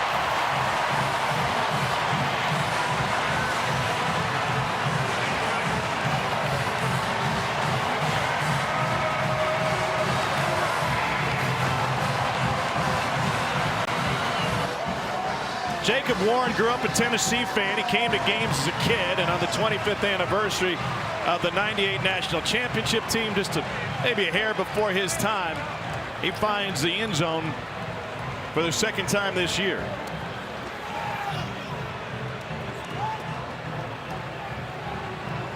Here's Campbell with the point after. By the way, in other news, we welcome those of you who just watched Lane Kiffin knock off LSU, and they stormed the field 55 against the Tigers. Ole Miss 711 yards of offense. How about this play? Boy, it's a great route, little out and up. Great job selling it with his eyes by Jacob Warren, and then the back shoulder throw on the top shelf, and it's all Tennessee.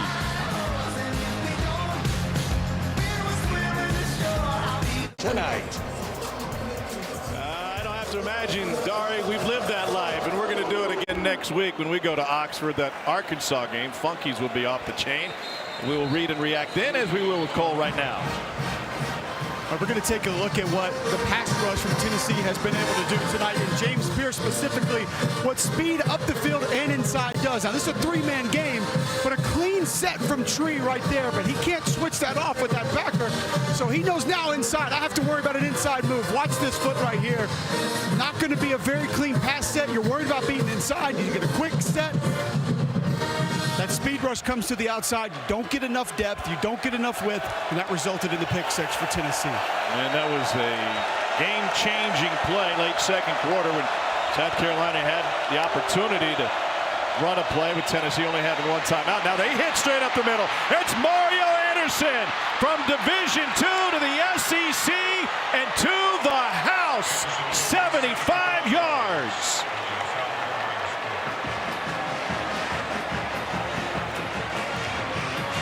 Talk about reinventing your career. And a huge block by Vershawn Lee right here. Watch this double team. Watch this movement that he gets on Omari Thomas. Big body there. Look at that. Blows a huge hold and climbs the ladder to Elijah Herring on the second level. And Mario Anderson is gone. First team Division II All-American.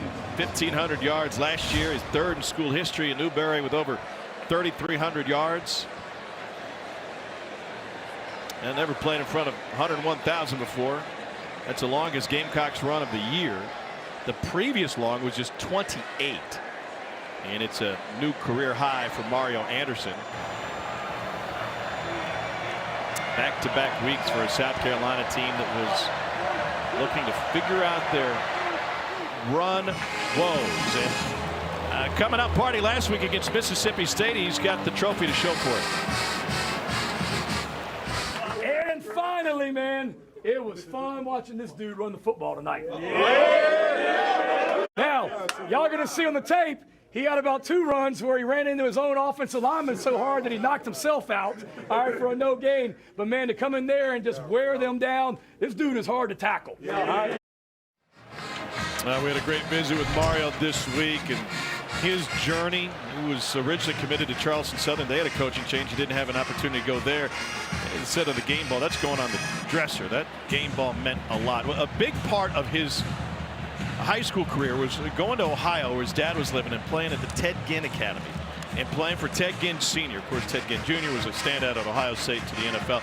He said he really pushed me to see my potential, and you could tell he was talking about being disciplined in everything he did, and that jump started what he was from a high schooler, but then he had to have another opportunity at college.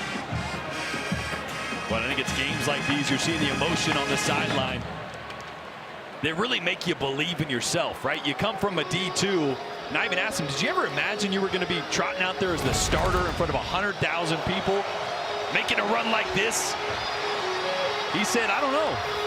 I was surprised when South Carolina reached out once I entered the portal. So I think his wildest dreams right now coming true, and his quarterback going, okay, I'll let you cut my hair next week for that one. Maybe not. South Carolina was looking for a burst. They got it. The injured Gamecock on the point afterwards, the long snapper, Hunter Rogers. See if that becomes an issue for South Carolina going forward.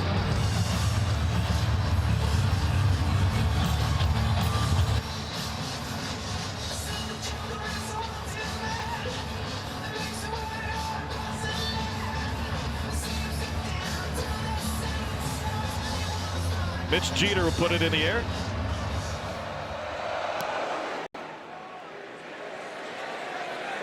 And no return for Tennessee, thanks to Wheels Up, helping make travel easier. Jordan had bird's eye view of that ribbon of a road I-75 today after starting your day in Lexington. Not your shortest flight of the year, but not the longest. No, it was a quick one up and down. I tell you what, Lexington was rocking this morning. They got a huge one when Florida came to town. They got a Georgia next week in Athens. What's your early take on that one? I don't know, the way Kentucky played defense and the way Georgia struggled against Auburn today, boy, sure feels like that could be a ball game. That's the hump that Mark Stoops and Kentucky just hasn't gotten over since they turned things around. But another great start for them. Jabari Small, maybe a yard. New life into this game after that big touchdown run by Mario Anderson. Still a 2-score game, and Tennessee, yes, has really dominated for the better part of this game. But big drive here for the South Carolina defense. See if they can't put it back in the hands of the offense. There's a flag down, likely holding. It was maybe a 1-yard gain. Ollie Lane. Offense number 78. 10-yard penalty from the previous spot. Remains second down. Product at a Gibbs High School. Yeah, Ollie right here is going to get his left hand wrapped around the waist of Tonka Hemingway. Ollie obviously started first 4 games. South Carolina is declining the penalty. It'll be third down. Now with Cooper Mays back in there and Andre Carrick out after starting the first 4 at left guard. A little bit of shuffling on the interior there. Cooper Mays making his first start at center.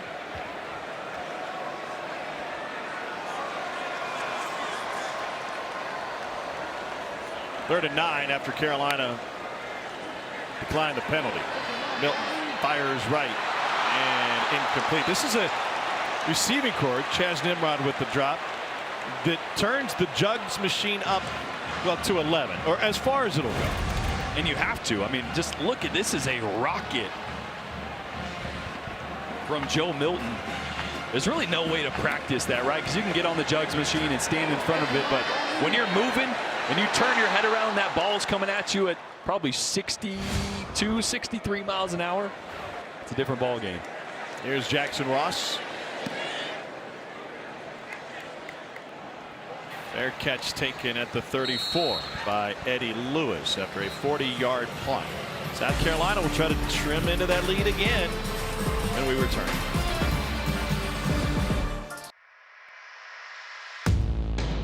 One year ago, all South Carolina did was end Tennessee's playoff hopes and end Hendon Hooker's Heisman hopes. And not with a Hail Mary or a fluke win, but via a beatdown that left no doubt.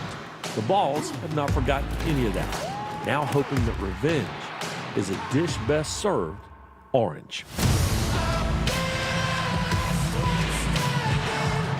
Called it a reckoning in the night. And it is. Tennessee definitely motivated, playing with a little more aggression. Well, I reckon they're going to need a stop here soon.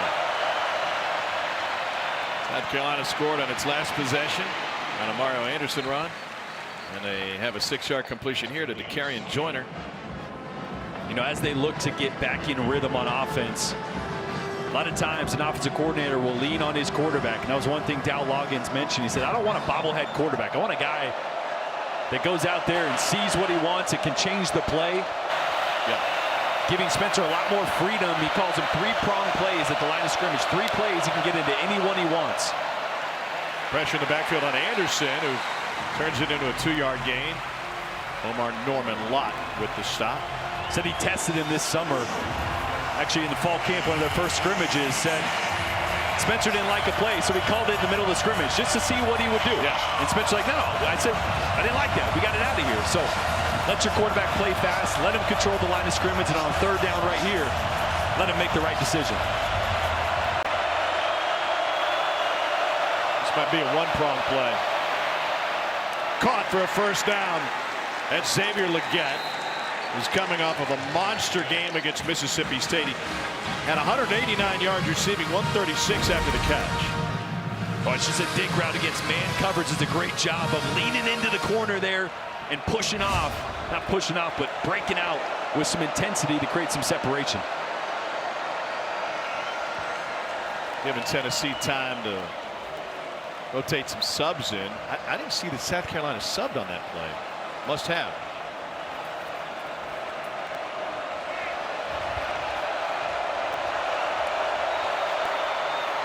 Anderson bounces off guys. He's able to pick up 8 on first down. Boy, this is what they've needed. I mean, all credit to Dakarian Joyner.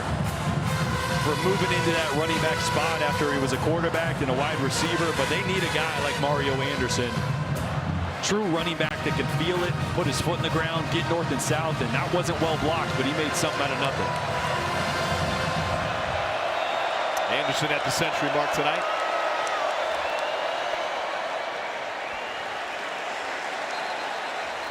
Take a 101. Third down.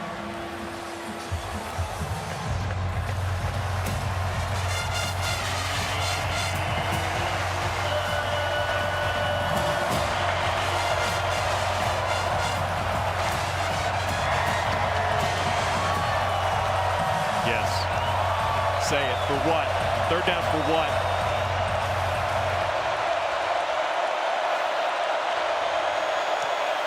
Anderson didn't get it.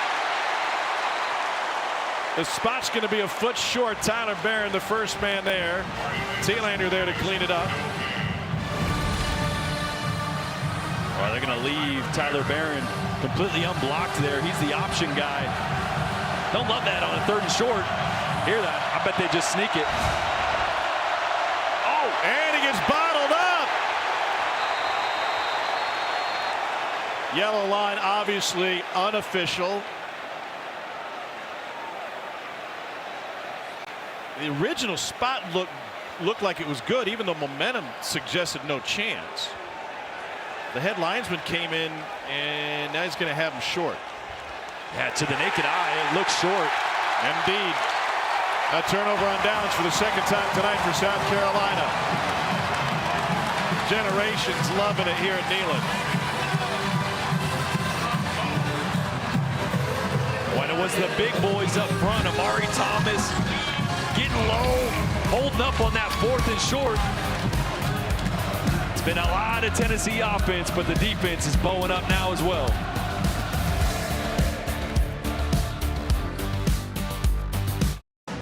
SEC Saturday Night, presented by T-Mobile 5G Home Internet, is brought to you by Chili's 3 for Me, the best $10.99 you can eat.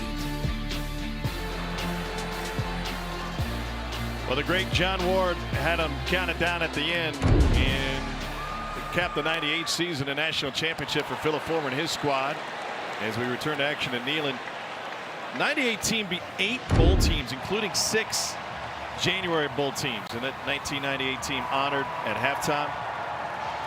Keep in mind, they had lost Peyton Manning, Marcus Nash, Leonard Little to the NFL from the year before. And they came in, and boy, they were a drama-filled season in many ways, but able to pull it off. It was the first undefeated season in 60 years for Tennessee, and by T. Martin. And that is a beloved team throughout Vol Nation for good reason. And in many ways, it's the standard that modern fans expect Tennessee to reach every year. Should be a flag. It came down on the far side. Milton chased, and he got tripped up and slid down. When you have folks that remember not just Peyton's success, but then what happened once he left, it's carried this weight around this program. Offsides. Defense number 11 in the neutral zone at the snap. And it's done it for a quarter century, which made last year's South Carolina game so painful for this fan base, because no, they weren't number 1 in the nation at the time, but they had an entry into the college football playoff. You finish the season, you take care of business, there's going to be trouble elsewhere. You get in, you have a chance to play for it with a guy who's probably playing for an invite to New York City in the Heisman. Or probably the favorite at the time for the Heisman. Straight ahead, run again. Another first down. This is Jabari Small. Boy, it's been all night for Jalen Wright, Jabari Small, Dylan Sampson hitting the seams vertically. Milton pulls it back on play action. The coverage downfield. It goes intermediate. That's Warren, and he's got a first down. And we got another flag in the backfield where Milton was taken down. And a late hit from Alex Huntley.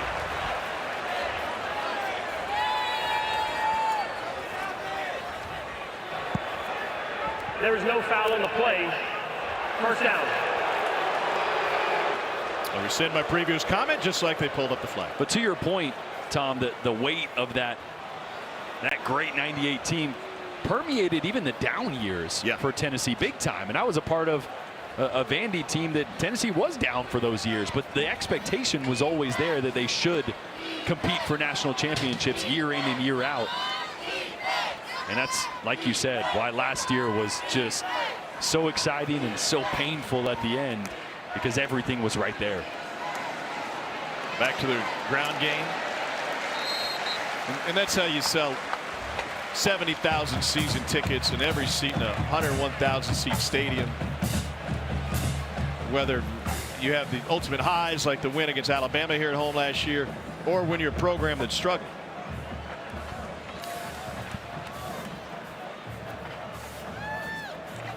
I think that 11 consecutive here at Neyland, the longest streak since 2000, which was part of that 1998 team that was part of that streak. I think that Florida loss took the wind out of the excitement sails for this Tennessee team quite a bit. But you got to remember, everything is still in front of this team. We saw Georgia really struggle with Auburn today, who most of the year, and you look at the tape, has not been a good football team. So Tennessee, if they hang on here, there is still everything in front of this team, no doubt, sitting here at 3-1, even though it didn't start maybe exactly how you wanted it to. Well, I think the positive feelings are how the offense looks tonight. Yes. Right? Because it hasn't been that way at times against lesser competition, and obviously against Florida as well earlier. Be off next week, chance to get healthier. Obviously the injury to Brew McCoy, it's devastating both in the moment and in the near future. McCoy right and back left to the end zone, Warren, and that one is taken away, intercepted by Jalen Kilgore. Milton had one pick to his name in a Tennessee uniform coming in. He's thrown 2 tonight.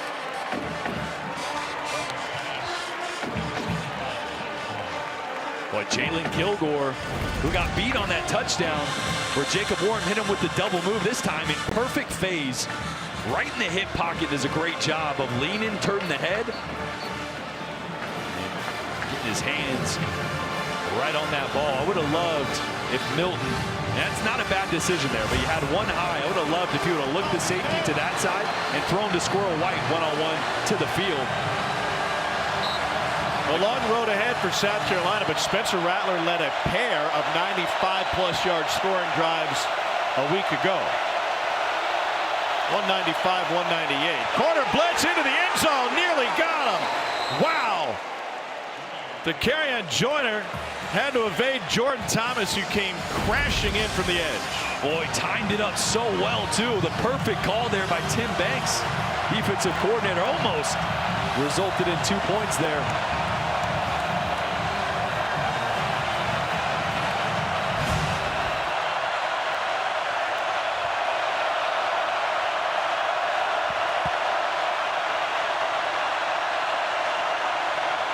Rattler back to the end zone.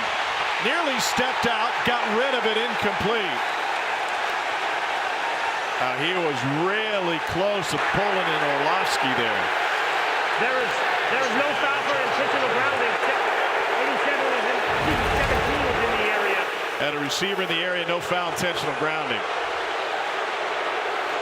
Woo. Oh, that left foot just barely in by the time he lets that go. And the other part of the equation is, was it out of his hand when the right foot came down right in front of Cole? Yeah, it looks like just barely. And they're going to take a look at this one. Boy, Joshua Josephs with a great inside move.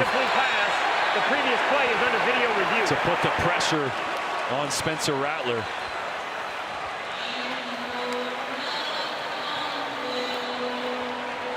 Well, this Tennessee defense has really flexed its muscles tonight.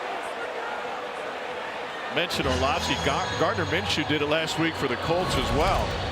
Stepped out of the back. This is a little bit different. They got pressure instead of just strolling around like Orlovsky did.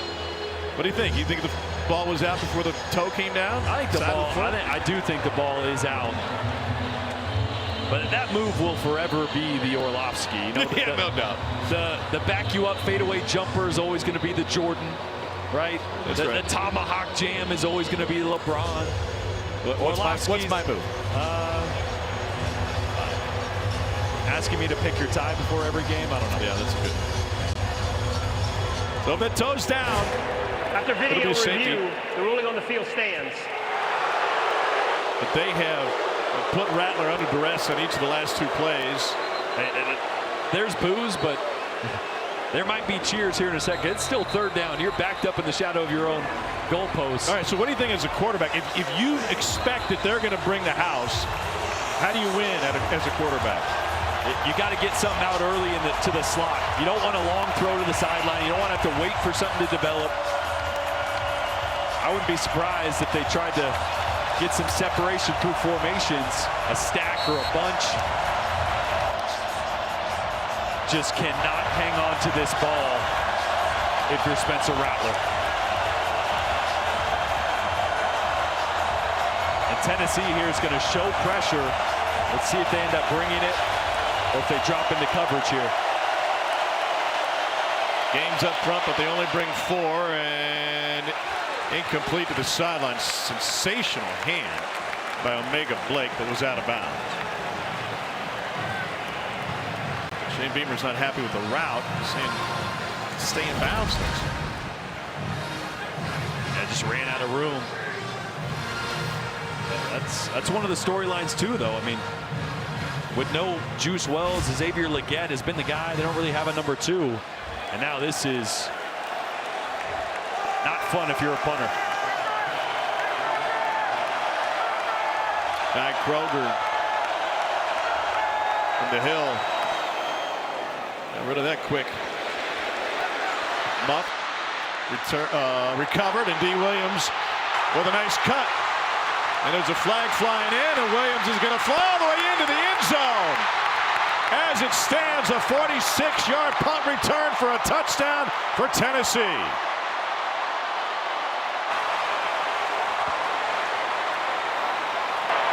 During the return, illegal block in the back. Return team number 15. 10-yard penalty from the spot of the foul. 1st down, Tennessee. Tennessee has been that close to a 2-point safety and a 6-point punt return After the score. play, sideline warning, Tennessee.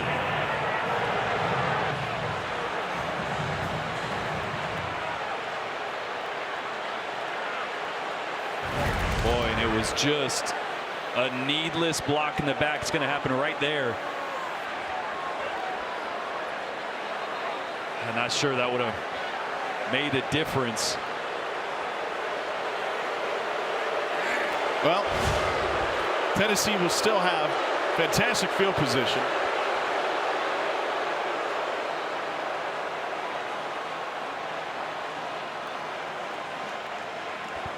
.38-yard line for Joe Milton.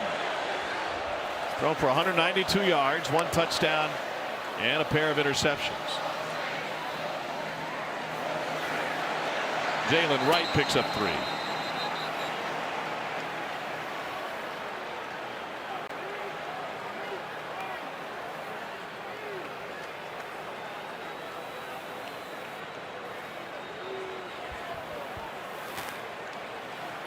Tennessee's averaging about 6.5 yards per rush tonight. Average will go down here as Wright gets bottled up. Nick Barrett, first man there.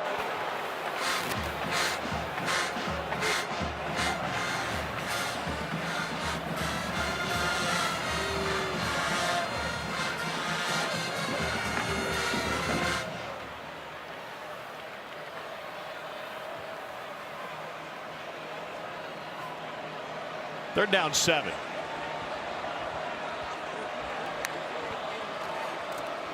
And they'll run it again. Jalen Wright finds some space. Picks up a 1st down before he gets hammered down after a gain of 13. Boy, it's good to have Cooper Mays back in the lineup. Just picked up a little bit of a run stunt, crossing his face. Took him out of the way to blow yet another hole open for Jalen Wright. This offensive line has just been different with Cooper back in. Not just from a physical standpoint, but making adjustments on the fly. You think about the operation of this offense, Jordan, been pretty clean tonight, and then just physicality, something that has not always been there in the middle of that Tennessee offensive line this season. We've seen a lot of it tonight. Well, you got to think, in order to be physical, you got to be really confident in what you're doing and who you're hitting, right? And that was what Joey Halsley mentioned. He said, with Cooper back in there, sometimes we'll throw unscouted looks at him in practice. We haven't even talked about this look, and he won't blink. He wouldn't not even notice it was not something that they even prep for. He just makes the call, gets him in the right situation, and when you know where you're supposed to be, you know who you're blocking, because your center's getting you in the right situation and making the calls, you can be more physical, and that's what we're seeing tonight from this Tennessee offensive line. And Joe Milton told us, he said, we asked him what's different when Cooper's in the lineup. He said, I trust that guy with everything. There are multiple times throughout the courses of games when I'll go to him and ask him, do we need to be in this? If he turns around and changes something, says we don't need to be in that, then I trust him more than anybody else. He's the only one I trust to do those kind of things at the line of scrimmage. Taka Hemingway was the injured Gamecock, and they will roll the clock and send us to the fourth quarter. And we set up for a fourth quarter under the lights at Neyland Stadium with Garth Brooks serenading us to break.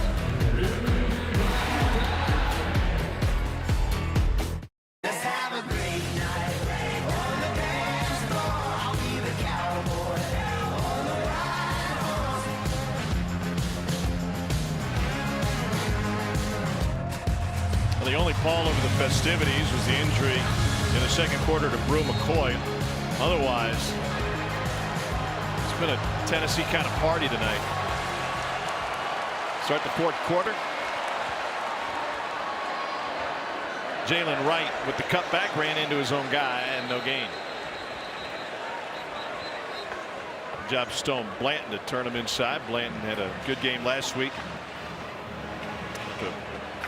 Good outing week one, or the week prior, I should say, against Georgia. South Carolina led that game at the half. Learning more about Georgia every week, it seems, huh? More question marks than you expect. More question marks every week. Started with that first half against South Carolina, and Auburn gave them everything they had. Milton for the screen, and Castles lost his feet. Transfer from UC Davis, who started his college career at Cal. He's from South Lake Tahoe. How could you focus going to high school at South Lake Tahoe? Don't know, but I've been to a UC Davis game. Did you? Aggies, I believe. Dynamite dropping.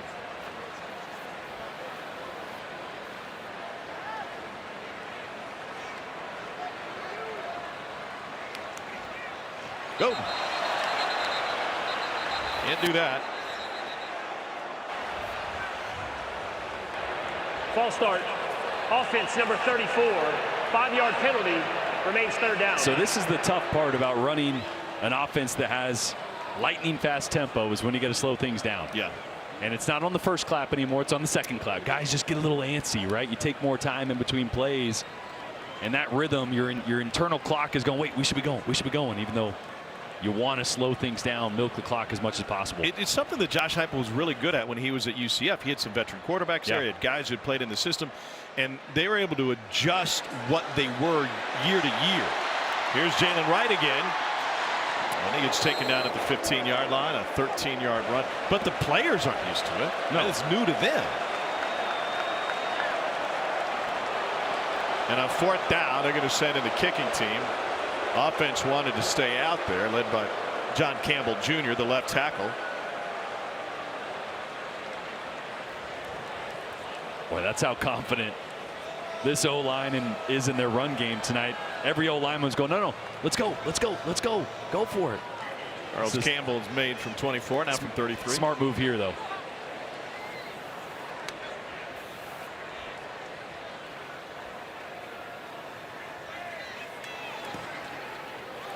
And the field goal is good. 34-17 is our score. 12:42 to go. Scruffy City has never looked fine.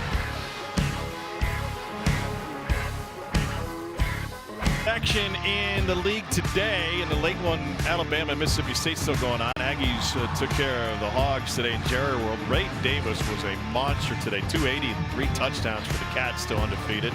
Georgia had to come from behind. They used the best player to do it And 700 yards of offense for Lane Kiffin's team. Lane Train rolling. Jackson Dart was special. 389, 4 touchdowns.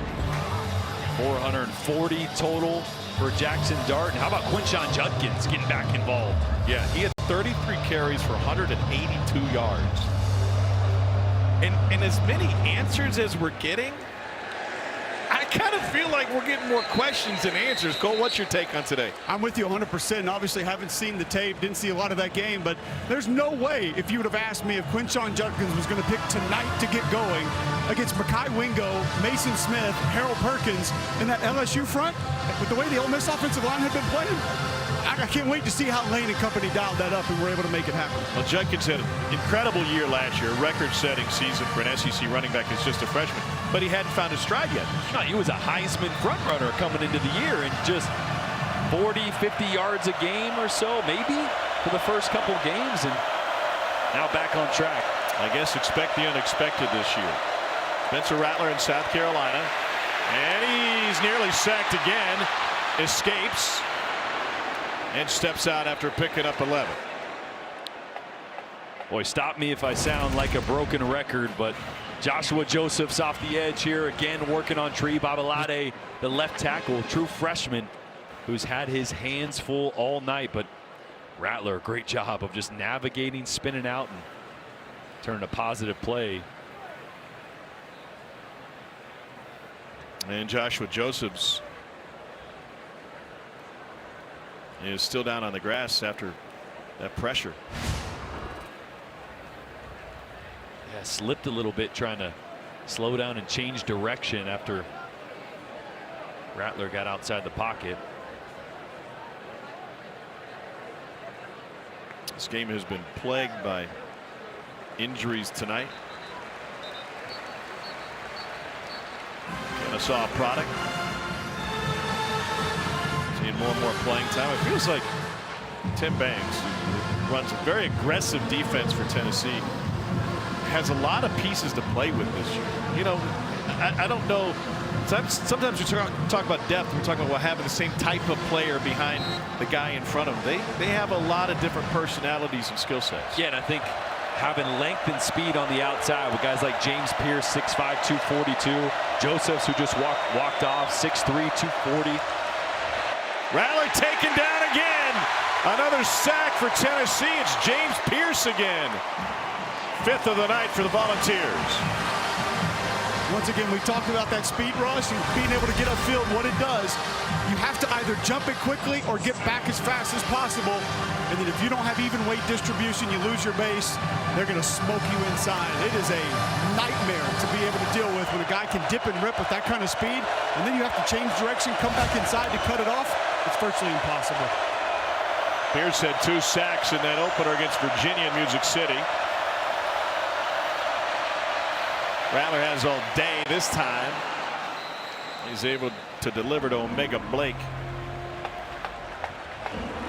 Tom, you talked about the toys that Tim Banks has on this defense. I think you're seeing when they can bring off the edge and the problems that they can cause there, just how much freedom he has to do so many other things. Getting home with 4. And a big difference for Tennessee, as we pointed out. 3rd and 4. 4 minutes into the final quarter. Rattler backpedaling, finds Anderson. Anderson gets spun around and dropped after a pickup of 2. That will leave 4th and 2. And an injured player for Tennessee will give South Carolina time to set up what they want. Yeah, I don't think it's much of a choice here. Down 3 scores.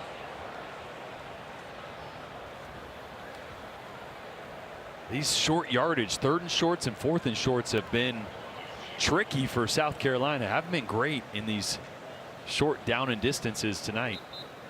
Haven't ran the ball well. That doesn't help. Omar Norman Lott, the Arizona State transfer, is banged up, and the Tennessee athletic training staff dealing with him now. It's the tail end of the play that saw Lott injured. We're back in a moment. A rough night for Tennessee on the injury front. Omar Norman Lott being helped off by the athletic training staff. For the previous play. And now South Carolina, Jordan, looking at a 4th and short, 4th and 2 precise.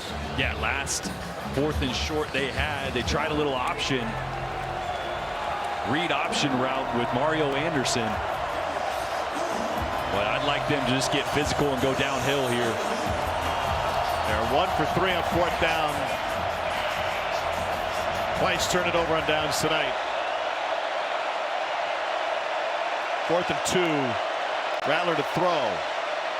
Steps up, dirty pocket, and nearly picked it. Ended up in the hands of Trey Knox, and he takes it for a 1st down. Tamarian McDonald was that close to taking it the other way. Boy, sometimes it's better to be lucky than good. It's a great job of Rattler by stepping up in the pocket. Loses his footing here as he's throwing, and that one right through the hands of McDonald, somehow into the hands of Trey Knox. Boy, that's one of those you just go, whew, okay. We got away with one. South Carolina hoping something goes their way here in the 4th quarter, trailing by 17. I mean, been a while since we've seen South Carolina take a shot downfield. That's right. I mean, at all, really. Second longest play came on the fake punt. Rattler pressured again. And again they get to him. Well, and there's your reason why. Tyler Barron coming hot off the edge again. Broken record, but working on the left tackle right here. They got to do something to give Tree Babalade some help on that left side. I mean, running backs consistently checking through the line of scrimmage or to the opposite side. You got to give him some help with a tight end, a running back, because Tennessee is winning every time they want on that left side. 6th sack of the night for Tennessee, 2nd and 11. Pressure again, and Rattler's able to find Knox. Take me through the mindset of a quarterback on a night like tonight where you're constantly getting pressured, and even if you're not getting sacked, there's a lot of traffic around you in the pocket. It's very hard to get to your 2nd or 3rd read, because as soon as you get to 1, your internal clock's going, I got to get rid of the ball. You start looking at the defensive front, and you can't win at the quarterback position if you're looking at the D-line. Carolina is only 2 for 12 on 3rd down tonight. Pressure from the edge again. Rattler, back foot. And that'll bring up 4th down. And they're going to bring the kicking team out, down 17. Figure they're going to need a field goal at some point.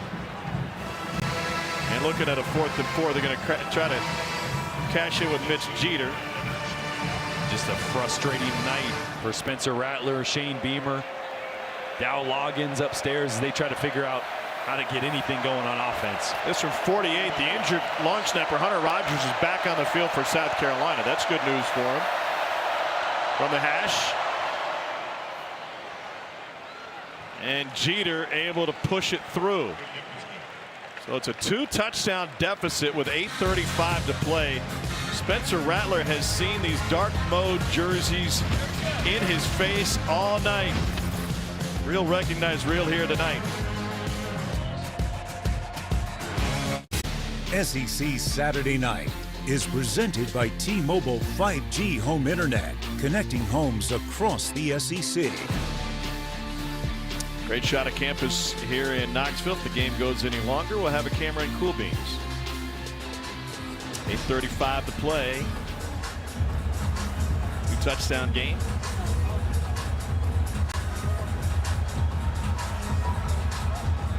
It's Jeter to kick it away for South Carolina.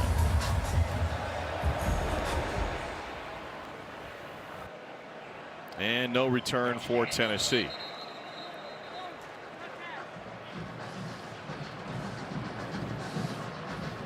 Let's take a look at tonight's high-speed play, brought to you by T-Mobile 5G Home Internet. That's touchdown pass for Joe Milton. Found his tight end Jacob Warren. Look at that look. Lane would have counted in the NFL. Pylon camera never blinked. What a great citizen Joe Milton is. Cole wasn't going to do anything. No, Cole walks by litter in the street and goes, another piece of trash on the floor. Joe Milton stops and picks it up. We're going to let Cole in the booth next week, I understand. To the slant, and it's caught, and Ramel Keaton Turn it into a 19-yard gain. And look, this is the moment in the fourth quarter when, yes, you should slow down and take time off the clock, but this is a drive you can put a dagger in this game. I'd almost just say, let's just keep the tempo going, try to score points here and put this one away. Well, they're certainly more comfortable doing that, right? Yeah. Here's Squirrel White on a 7-yard pickup. And again, not lightning fast, but also not so slow that you get out of that rhythm that you're so used to. Squirrel is over 100 yards receiving. His 9th catch of the night.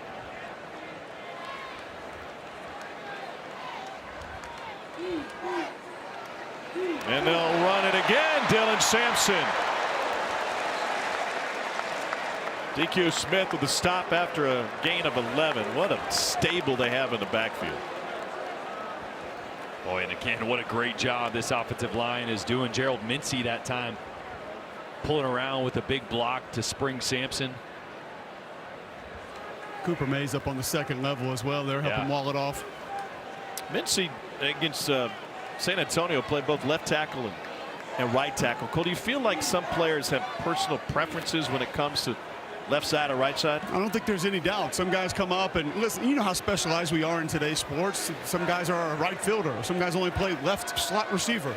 If that's what you're used to playing, that's what you played the majority of your life, be it middle school, high school, and that's how you've trained. A lot of guys don't want to make that transition, but I think Tennessee is at their best when he's playing right tackle. Well, I think we saw last year that it doesn't really matter if you're playing left or right. If you're good enough, you're going to get drafted really high in the NFL draft, as we saw Darnell Wright. That's the crazy part, Jordan. You got a guy who goes 10th overall. Yeah. He's a multimillionaire having success in the NFL. Like, hey, right tackle can do this too. Yeah.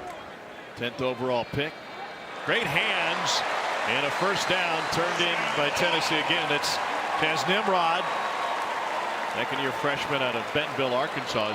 His brother, kicker for Utah State and injured South Carolina player. By the way, the injury to Brew McCoy looming over this game, and they're already a wide receiver down with Dante Thornton not playing tonight. And Nimrod, among others, will have opportunities. It's O'Donnell Fortune, who's injured for South Carolina. There's Dante Thornton, transfer from Oregon. A long touchdown against Florida. And he was really that guy they were hoping was going to fill that void that Jalen Hyatt left. Big body, speed to take the top off just like Hyatt did. Again, this offense as a whole a little slow to get going, so as he nurses that hammy and hopefully gets back in this lineup, he can still be that type of player that everybody thought he was going to be this spring. The excitement of him transferring in. But you mentioned Nimrod, Caleb Webb, another guy on the outside that with the injuries to Brew McCoy, and Dante Thornton will continue to have opportunities. But Nimrod, a couple nice plays already and a great hands on that last catch on the slant route just ahead of him.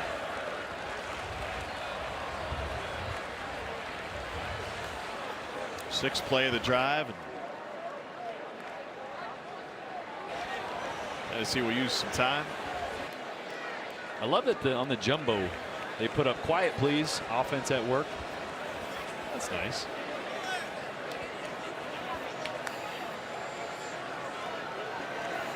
Here's Sampson. Did you find that college age kids are the type to follow instruction? No, especially from nah, especially after a day of loosening up. South Carolina took a timeout. It's a 14-point game. They stopped the clock with 5:43 to go in regulation.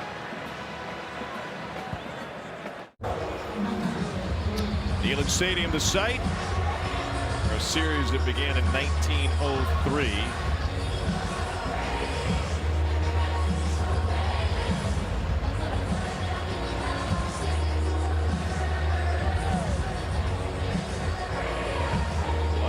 T. Swift when you got Miley rocking.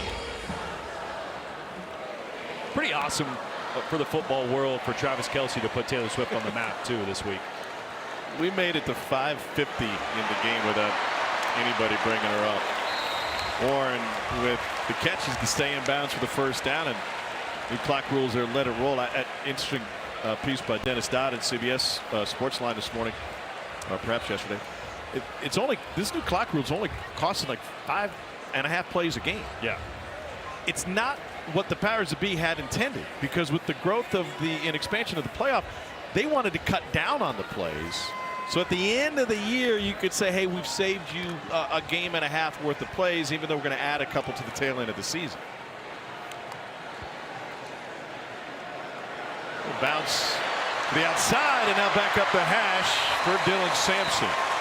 It was a good thought. I just like, why do we want less football?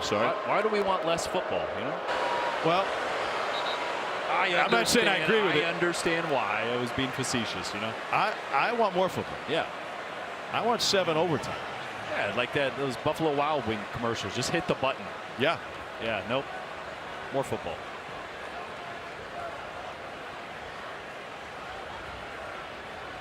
Sophomore from Irmo. And 10 tackles in the Georgia game.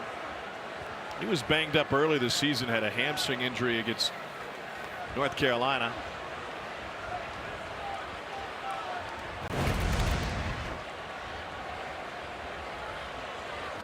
Number 21 in white. He's been all over the field.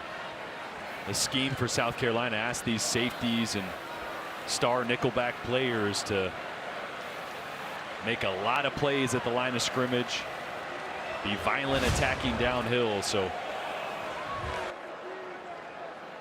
9 tackle night for Emmanwori.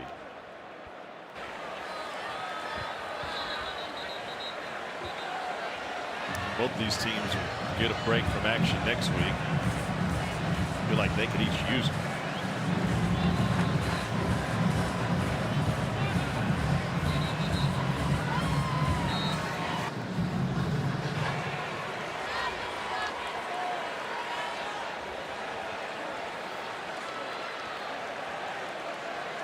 Fourteenth start of the season for Joe of his career, I should say, for Joe Milton III tonight. Four-star recruit out of high school, signed with Michigan, spent a couple of years there. Look, they should run it here, but this is one of those where Ramel Keaton's at the bottom of your screen. Came to see him. If they wanted that slant one-on-one, they could take it. The way they've been running, they should. And they'll keep it on the ground. Take it to the end zone. It's Dylan Sampson.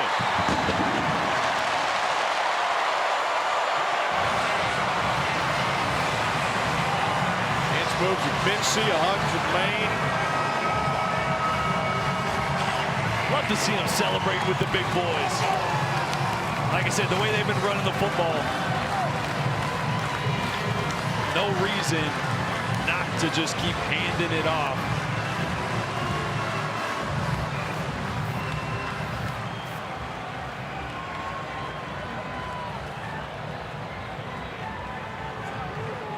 All smiles for Heupel and Milton.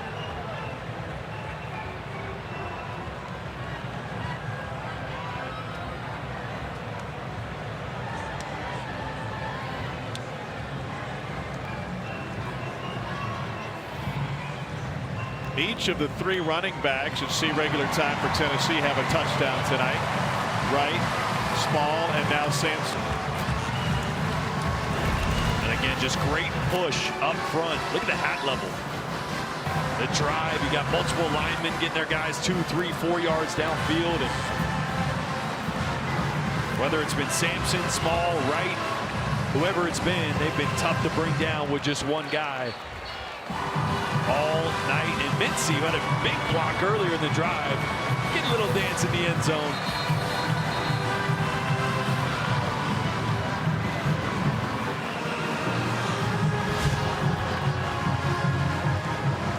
Touchdown lead for Tennessee, and almost 230 yards on the ground per game. They're nearly at their average tonight. While Milton is thrown for 239.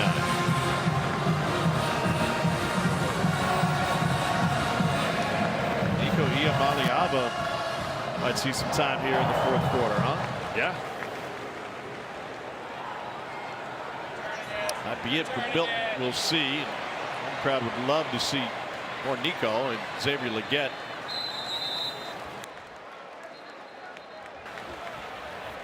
Well, this is a program that we discussed was on rocky footing when Jeremy Pruitt was let go after a 3-7 season, and a lot of questions about how the program was run under Pruitt. Heupel came in from UCF, where he was under athletic director Danny White. 7-6 year one. Win against Alabama last year was just simply amazing. And by the way, the impact of that game and that scene we felt for years. Number 5 in the rankings when they lost to South Carolina. They went to number 1 in the country for the first time since 1998 when they won the national championship, and they ended with an Orange Bowl win. Did Heupel wear that on the face? It looks kind of like it. Well, what do you think has been the biggest piece of the turnaround for Josh Heupel and to get this program where they are now? I think it's the scheme. I think it's the offense. Look, in this day and age, we're in a cycle of the SEC in college football where you have to score points. Yeah. And when you are as successful, as prolific as Josh Heupel has been, and his system is, you recruit and you attract high caliber quarterbacks, high caliber receivers, talent on offense. I think that's really been one of the biggest difference makers through their droughts, through the downturns. It's been a pedestrian offense, and now with Heupel, it's anything but. Even with talented quarterback. Yes, 100%. Yeah. By the way, here are the winning scores in SEC games today. Winning point totals: 34, 33, 27, 38, 55. We'll have at least 41 in this one, and we got a flag down on that one. And Alabama's put up big numbers today so far, Offense too. number 62. It's 10-yard penalty from the previous spot. Remains second down. Quick strike offense. It's a high scoring offense. It's an offense that gets after you in the first quarter and puts up points. Second in the country, nearly 42 points a game since Heupel arrived, and third in the country in yards per game. It's almost 500 yards a game. And now proven that, look, who knows where Hendon Hooker would have got drafted without the ACL injury. Yeah. But proven that you can be a quarterback in this system that is unique and not entirely pro style or translatable to the NFL, but you can have success. You put up numbers in this system, you'll get drafted high. 3rd and long.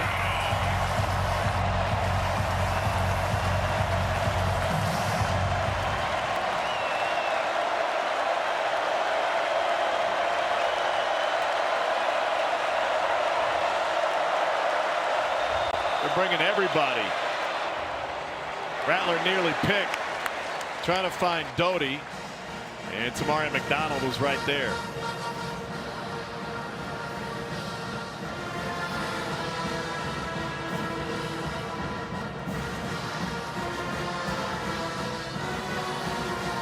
Fourth down, offense will stay on the field.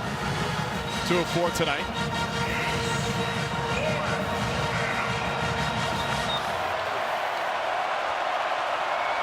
Got some subs in the game on defense for Tennessee, a little unsure.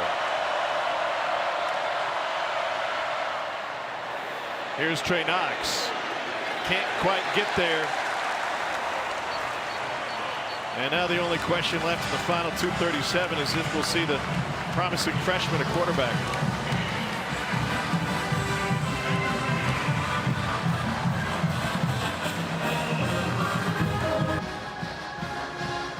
That answer is no. We were talking to the coaching staff about Nico Iamaleava yesterday, and to a man, they all raved about him, about his maturity, his knowledge of the game, and kind of what he can handle from a quarterback standpoint. It was really interesting, though, to hear Joe Milton talk about it, and the staff talk about what Milton is doing in terms of taking Nico under his wing, showing him the ropes, and being that guy like, hey, man, I've been on a campus for a few years now. I already got a degree from the other place. I can show you what you need to learn on the football side of things. And it's, as he told us, it's about leaving his legacy here in Knoxville, because he knows what everyone has assumed about Nico. He's a generational talent. And he learned that from Hendon Hooker. I remember talking to Joe Milton about his time at Michigan. When he came in, they're like, oh, you should room with Shea Patterson. He goes, I don't want to room with the guy I'm competing with, right? And he was very against that type of relationship within a competition. The quarterback room comes to Tennessee, him and Hendon Hooker are thick as thieves, living together, iPad on in the living room, set meeting times to watch film on their couch together. I mean, that relationship, how Hendon took him under his wing, changed his perception of what it was like to be a quarterback and to have a relationship with someone you're in competition with, someone that's in the quarterback room with you. It's not always a mesh. I mean, it's like kind of like the pets that they had. One has a pit bull, one had a golden doodle, but yet roommates and hanging out together in that regard. I think what we're saying is what Joe Milton has shown as a starting quarterback this year is true leadership. No doubt.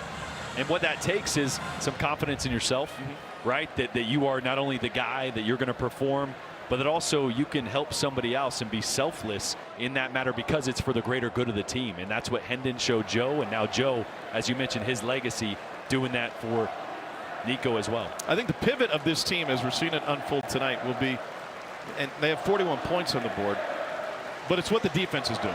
Last year, and of course under Heupel, one of the top offenses in the country, the defense has had to be an attacking defense that can live behind the line of scrimmage because they're on the field more than any other. The third most defensive snaps in the country defensively last year. So there are going to be times where you're going to be on the field for a long time. You got to make impact plays. Maybe this defense took a big step forward tonight. Well, it was one of the worst pass defenses in the country last year because they had to blitz all the time. Yeah. I mean, you're going to bring an extra guy, you're going to have less on the back end. This team is built different. They're healthier, they're deeper, they're better up front than they've been in a really long time. That is a scary thing for other SEC teams with how their front four is getting after the quarterback and how they did tonight against Spencer. One of those guys getting after quarterback. Everything you guys said about Joe Milton and that leadership, we heard very similar things about Tyler Barron and how he's turned things around, how he cares much more about the team, putting the team first. Maybe a lot of it is just how Josh Heupel's running his program. It's their first. It will be 30 seconds. Heupel will take a timeout and start this celebration, looking at a 4th and 3 to close the game.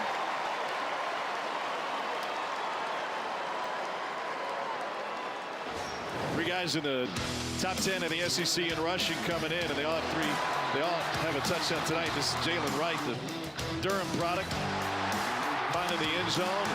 He was able to take it from 42 yards out with that attacking rushing game, with Jabari Small with a bounce to the outside. He was able to find pay dirt later. His long run was 21, and finally Dylan Sampson. Only 9 carries tonight, but he found the end zone again. That is his 6th rushing touchdown of the young season.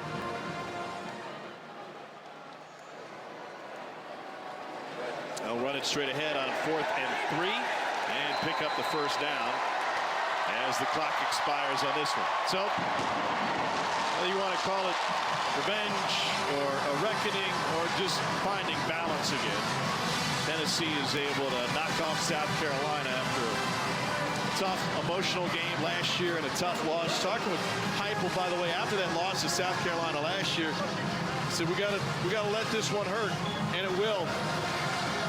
And we got to learn from it, and perhaps they have.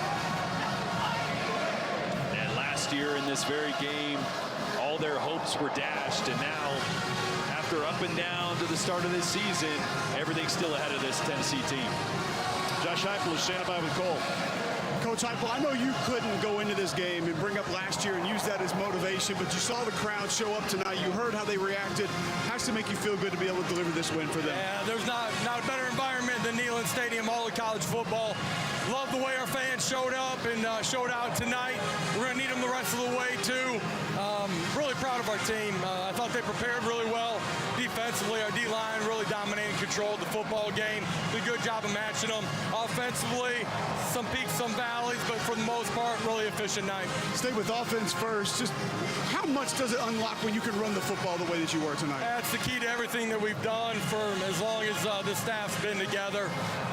The 5 guys up front getting Coop Mays back was huge tonight. Ollie did a good job sliding out to left guard. We got to get healthy during the bye week and continue to grow as a football team. And I know pass rush was an emphasis for you guys in the offseason, specifically off the edge. I mean, tonight had to be just a perfect example of what you tried to build towards. Yeah, absolutely. James Pierce, Tyler Barron, the rest of the crew coming off the edge, but really good up front and the inside too, man. And, then our pressure package worked tonight too. Really proud of the effort. Defensively, for most of the night, besides the way we started the third quarter, they were dialed in and competed really hard. Thank you, Coach. Appreciate it. Go Big Orange.